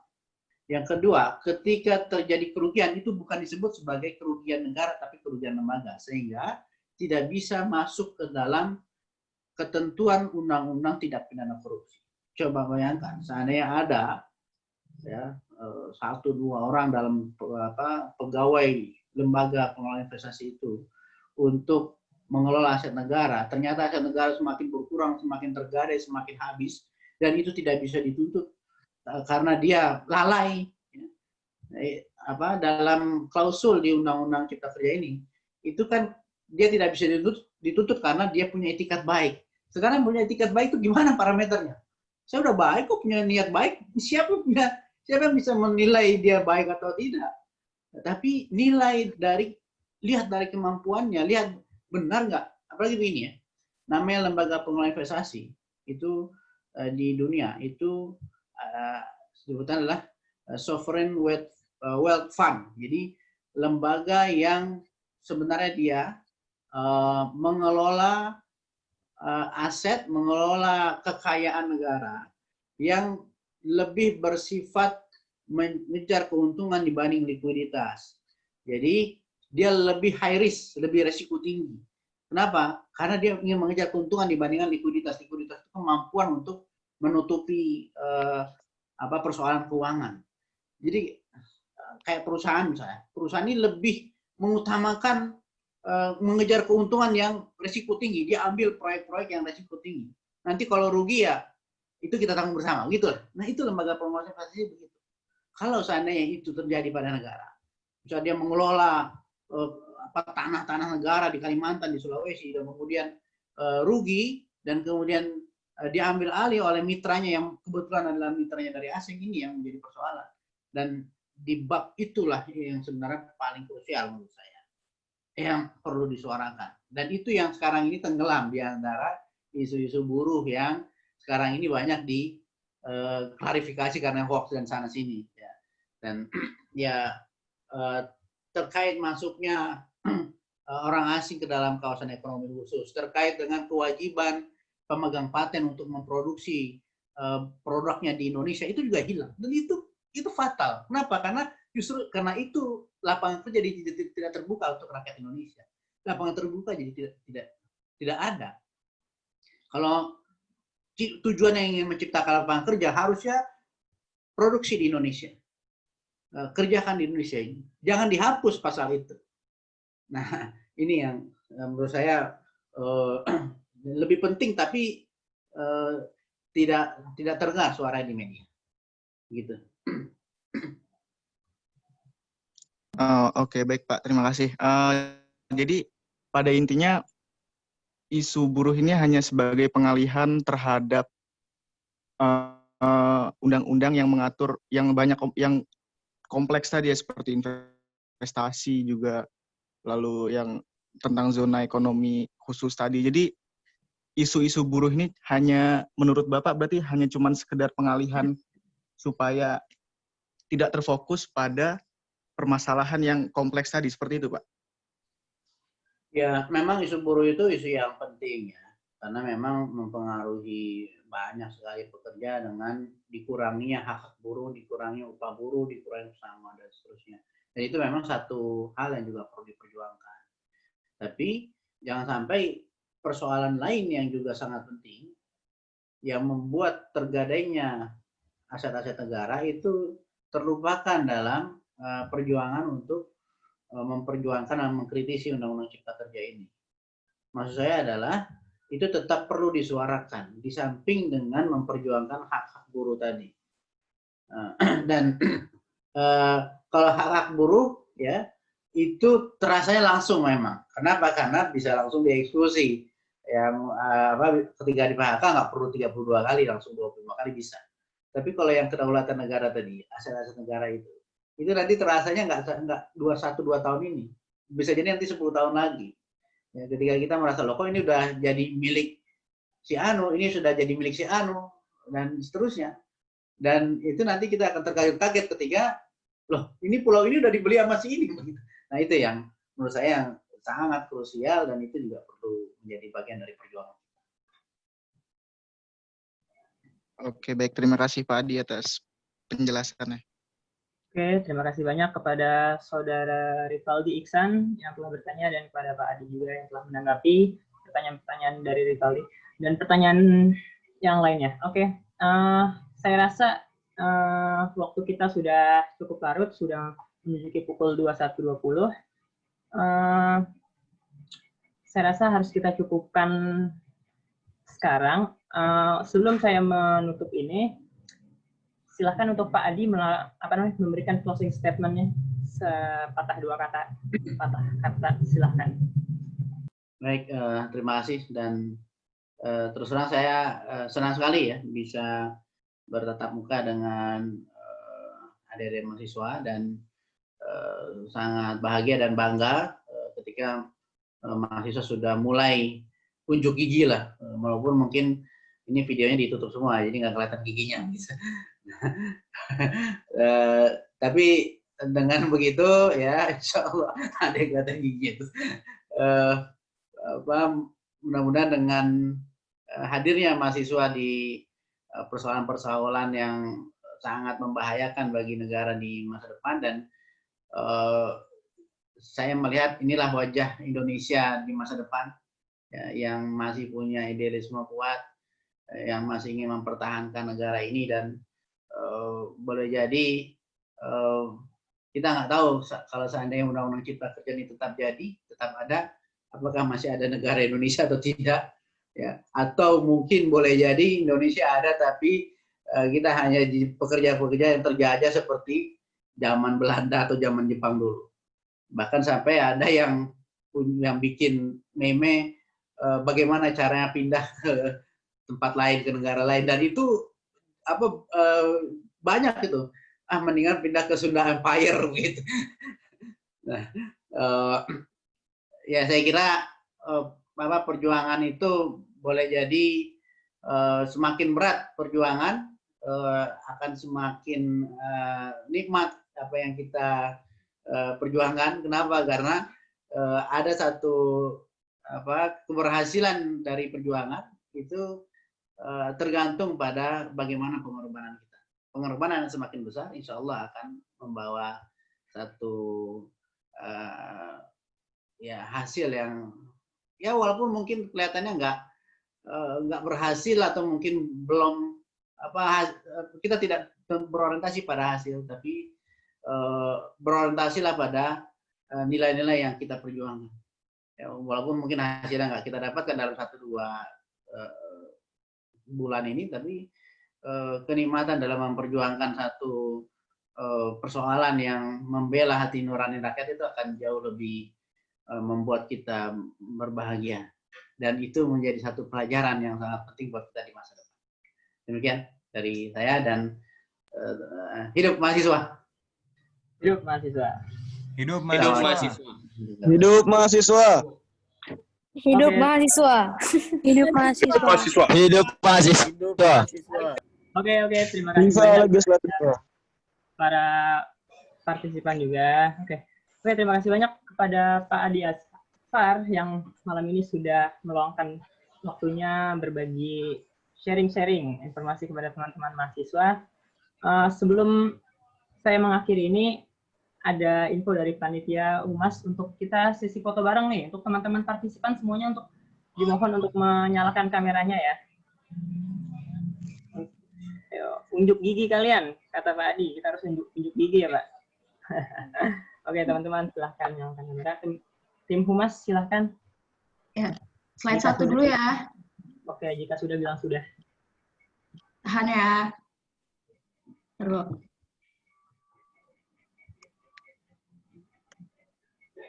Slide 1 udah. Oke, next.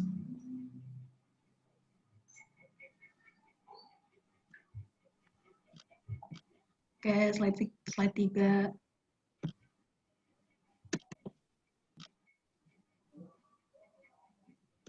Oke, sambil menunggu dokumentasi, saya ingin memberikan beberapa closing statement sebagai kalimat penutup dari saya. Oke, jadi Undang-Undang Cipta Kerja ini banyak sekali keganjilan-keganjilan yang ada di dalam RUU Cipta Kerja ini. Mulai dari tahap perencanaan sampai pada tahap pengesahannya, undang-undang ini mengandung banyak sekali keganjilan, teman-teman.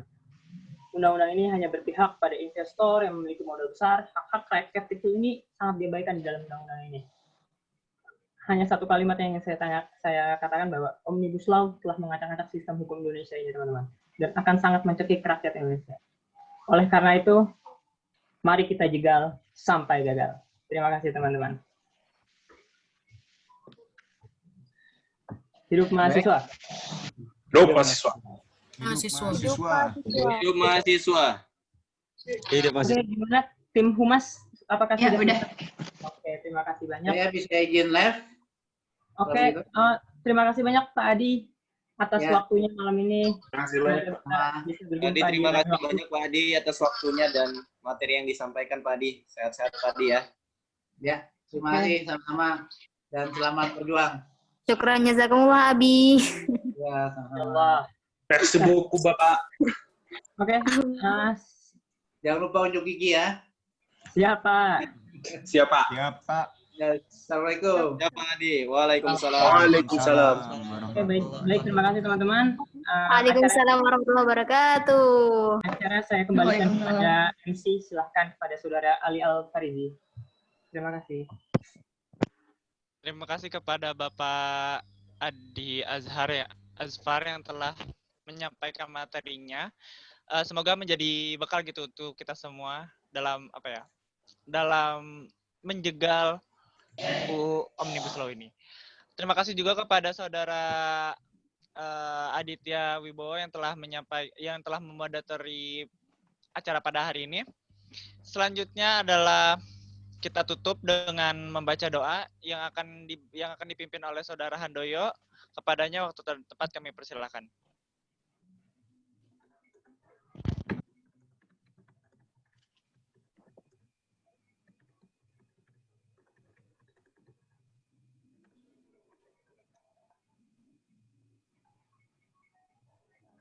Ya, kepada Saudara Handoyo.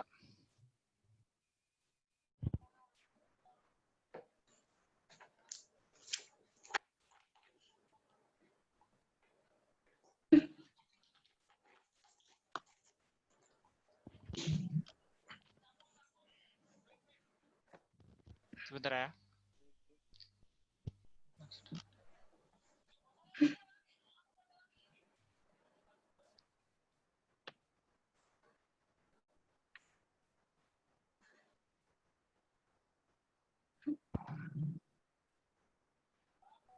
Handoyo, suara saya masuk?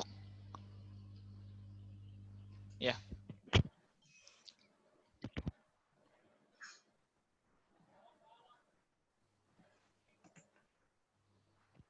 Gimana Saudara Handoyo?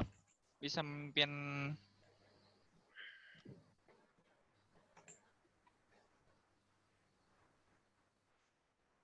sebentar ya, ada kesalahan teknis di Saudara Handoyo.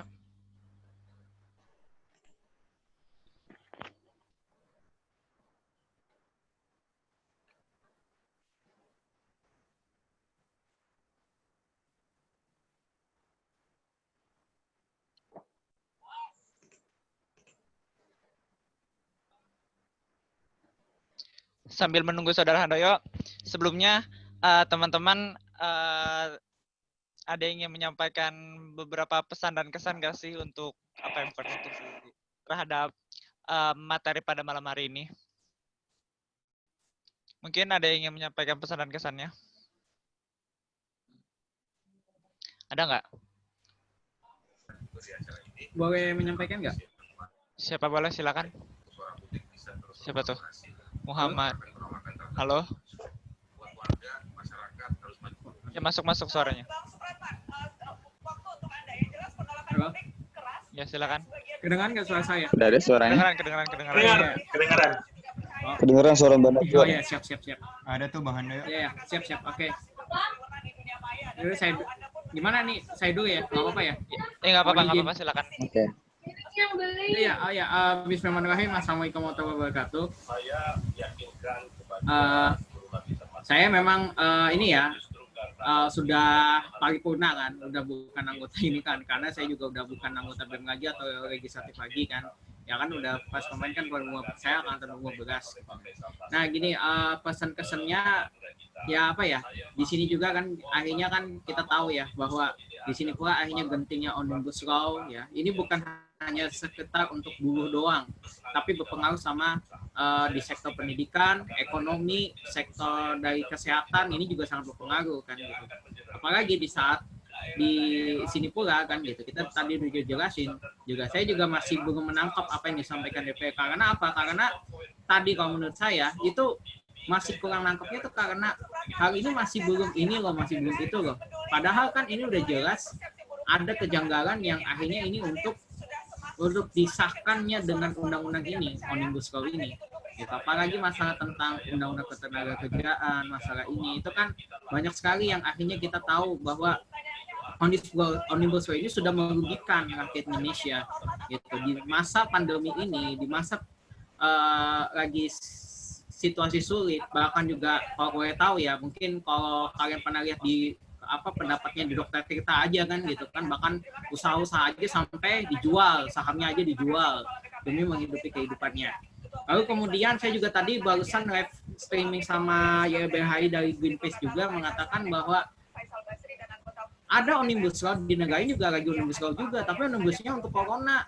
Tapi ini kalau Indonesia Omnibus Law-nya untuk apa? Untuk kepentingannya mereka. Berarti kan ini kan ada perselingkuhan yang ada antara DPR sama pengusaha, para cukong. Dan saya juga masih belum nangkep apa yang disampaikan tadi kan gitu. Karena masalah asing juga, kalau menurut saya sih, itu asing aja masih berpengaruh kan gitu. Kenapa nggak boleh bahasa Indonesia karena ini sebagainya kan gitu. Karena kalau menurut saya, mending nggak usah budayakan asing. gitu ya. Budayakanlah kita. Tadi saya ngusulin yang nggak terpencil dikasih pelatihan usaha, jangan ada kartu prakerja. Kalau kartu prakerja juga itu juga sistemnya juga ribet. Mending kasih pelatihan langsung apa kayak kan gitu. Jadi kan meningkatkan juga sektor-sektor usaha, mereka bisa produktif cari uang dari usaha. Karena kan di sini pula kita tahu gitu. Apa kalau misalnya merujuk agama ya, 9 dari 10 itu ya hasil rezeki itu ya memang dari dagang. Nah, di situ pula harus budayakan masyarakat mereka gitu. Budayakan mereka gitu, yang lainnya membuat kita tahu inilah salah satu gentingnya. Nah, pesan saya juga untuk kepada adik-adik semua ya, karena saya juga udah senior juga kan gitu, udah di angkatan atas, udah mau lulus, doain juga kan. Pesan kepada kalian semua yang mau turun ke jalan, tetap patuhi protokol kesehatan gitu. Kalau misalnya kalian punya teman-teman yang atau keluarga punya nakes, minta izin juga kan gitu. Karena kan khawatirnya dianggapnya kita tuh nggak mematuhi protokol kesehatan, padahal juga tercekik. Kalau kalian tahu, kemarin kan Kemenkes aja ada apa kalau nggak salah Kemenkes aja mengeluarkan Kemenkes tentang radiologi, dan itu makin tercekik lagi kedokteran. Makanya ini juga mungkin minta doa kepada nakes, minta doa supaya perjuangan ini juga membuahkan hasil, dan juga untuk nakes juga bisa diulurkan juga untuk dibatalkan Kemenkesnya itu. Ya mungkin itu sih paling kalau dari saya sih mungkin, karena juga ini keresahan bersama ya, bukan keresahan 1-2 orang, keresahan bersama semua. Ini ancaman kita semua, ancaman keluarga yang lagi kesusahan pandemi ini. Kalau lebihnya mohon maaf. Assalamualaikum warahmatullahi wabarakatuh. Waalaikumsalam warahmatullahi wabarakatuh. Luar biasa. Luar biasa sekali. Terima kasih kepada Muhammad Fadli ya tadi ya. Ya, selanjutnya bisa ditutup dengan membaca doa yang dipimpin oleh Saudara Handoyo Abri Prakoso. Kepadanya waktu dan tempat kami persilakan. Cek, udah ada ya. Oke. Bismillah. Assalamualaikum warahmatullahi wabarakatuh.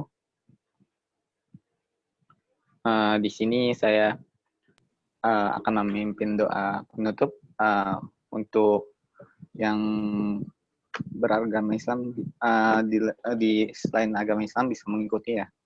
Oke. Astagfirullahaladzim. Rabbana zalamna anfusana wa illam taghfir lana wa tarhamna lanakunanna minal khasirin. Ya Allah, berilah kami keamanan di negeri kami. Jadikanlah pemimpin kami dan penguasa kami orang yang baik.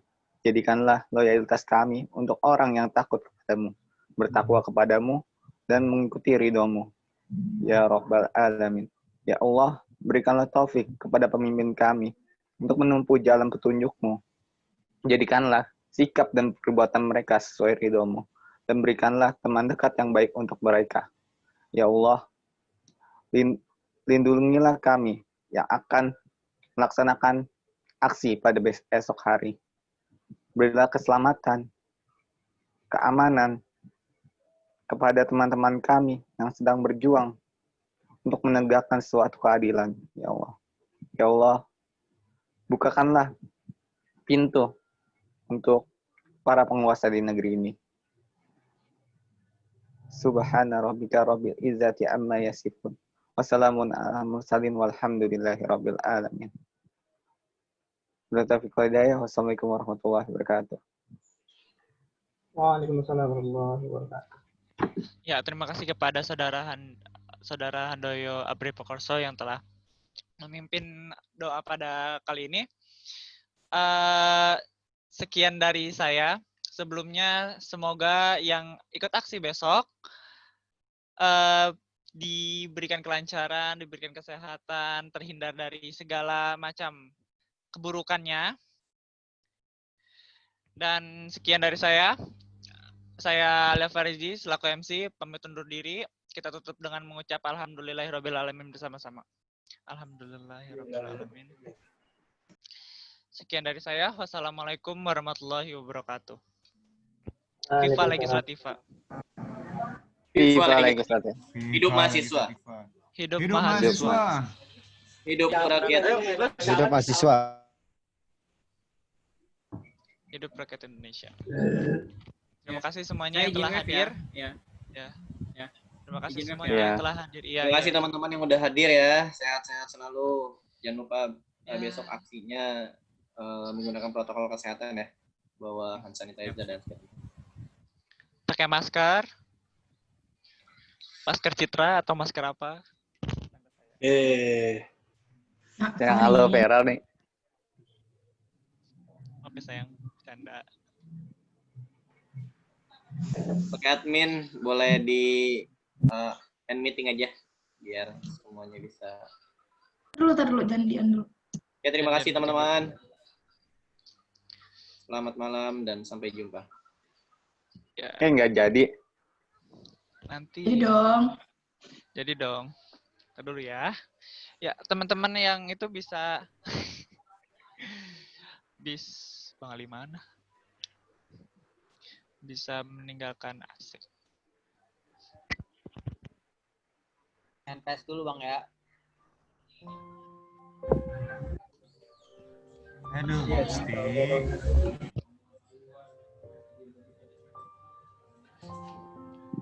Tadi kamu ngapain gelap-gelapan? Syukur deh. Bayarin dong. Aco. Ali gimana Li rasanya Li?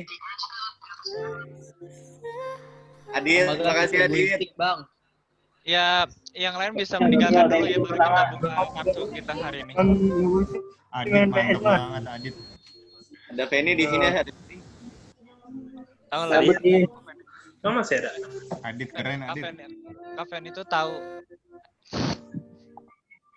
Kita gimana? Udah nggak ada Feni. Udah live tadi. Udah live duluan. Sidang isbat, itu sidang isbat. Ya. Yang lain bisa meninggalkan. Anggota MTMU aja tahan dulu ya. Oke.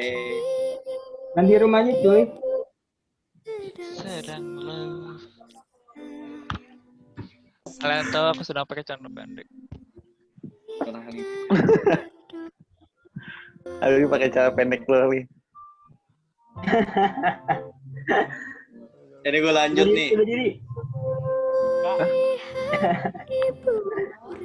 Ayo Bang, sidang Bang. Ayo Iya. sidang. Ini lanjut sidang ini. Ayo sidang. PW. Rumah yang sama. Ini sidang inian. Sidang perangkat pemilu. Sidang isbat. Dari Ngapain ada yang lagi nyantet? Ada yang nanya nih, nanti recordnya bakal di-share apa enggak, soalnya katanya banyak yang perlu tahu hal yang tadi diomongin bapaknya biar nggak salah perjuangin. Soalnya poster-poster di luar beda banget sama yang tadi bapaknya bilang. Oke, siap. Boleh tuh. Nanti Bung Mas ya Wi ya. Masih ada yang kan Wi. Katanya diedit dulu sama Dwi. Tadi ada yang nanya Kompilasi aja, jangan semuanya.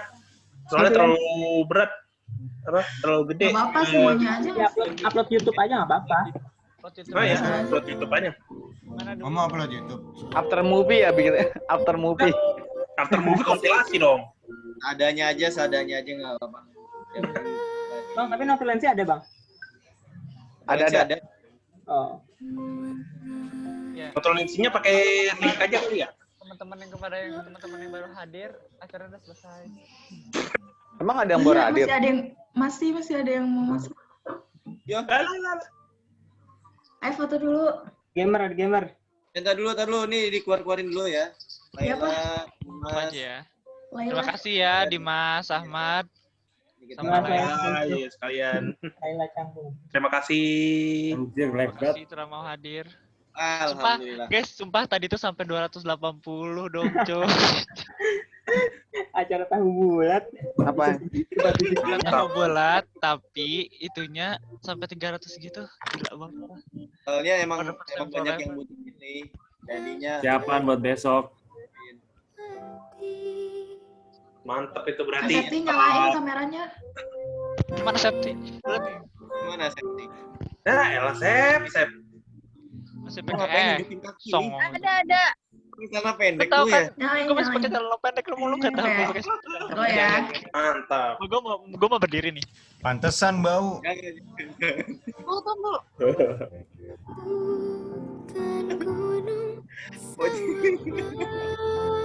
Kali ngapain sih? Manusia.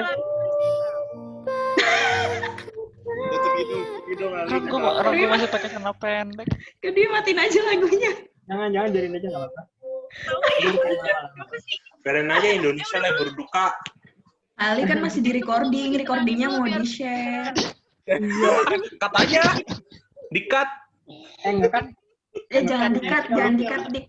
Biarin aja nih. Ih, parah banget. Ya elah. Apa biar ntar kita edit. Udah foto ya? Belum, nunggu kasih. Information. Tadi pas gue off kamera, itu gue mencoba berbagai macam posisi tidur, tapi nggak nyaman juga. Sampai dengerin begini. Kalau MC nanti ketiduran berabe. Tapi tadi gue nungguin pada pertanyaan ngantuk loh. Iya. Weh, Farhan mau. Tapi asik tau pas pertanyaan akhir tuh. Oke. Baru asik-asiknya tuh pas di akhir-akhirnya tuh. Pas Adit matik terkait apa tuh? Kok gue lupa ya. Judicial review. Terus sampai situ udah tuh pertanyaan-pertanyaan selanjutnya itu mulai asik pertanyaan. Jadi siapa yang turun besok? Han, nyalain video Han. Lama bang. Ini masih di recording, enggak dimatiin aja recordnya. Tahu bukan matiin aja. Stop ini stop.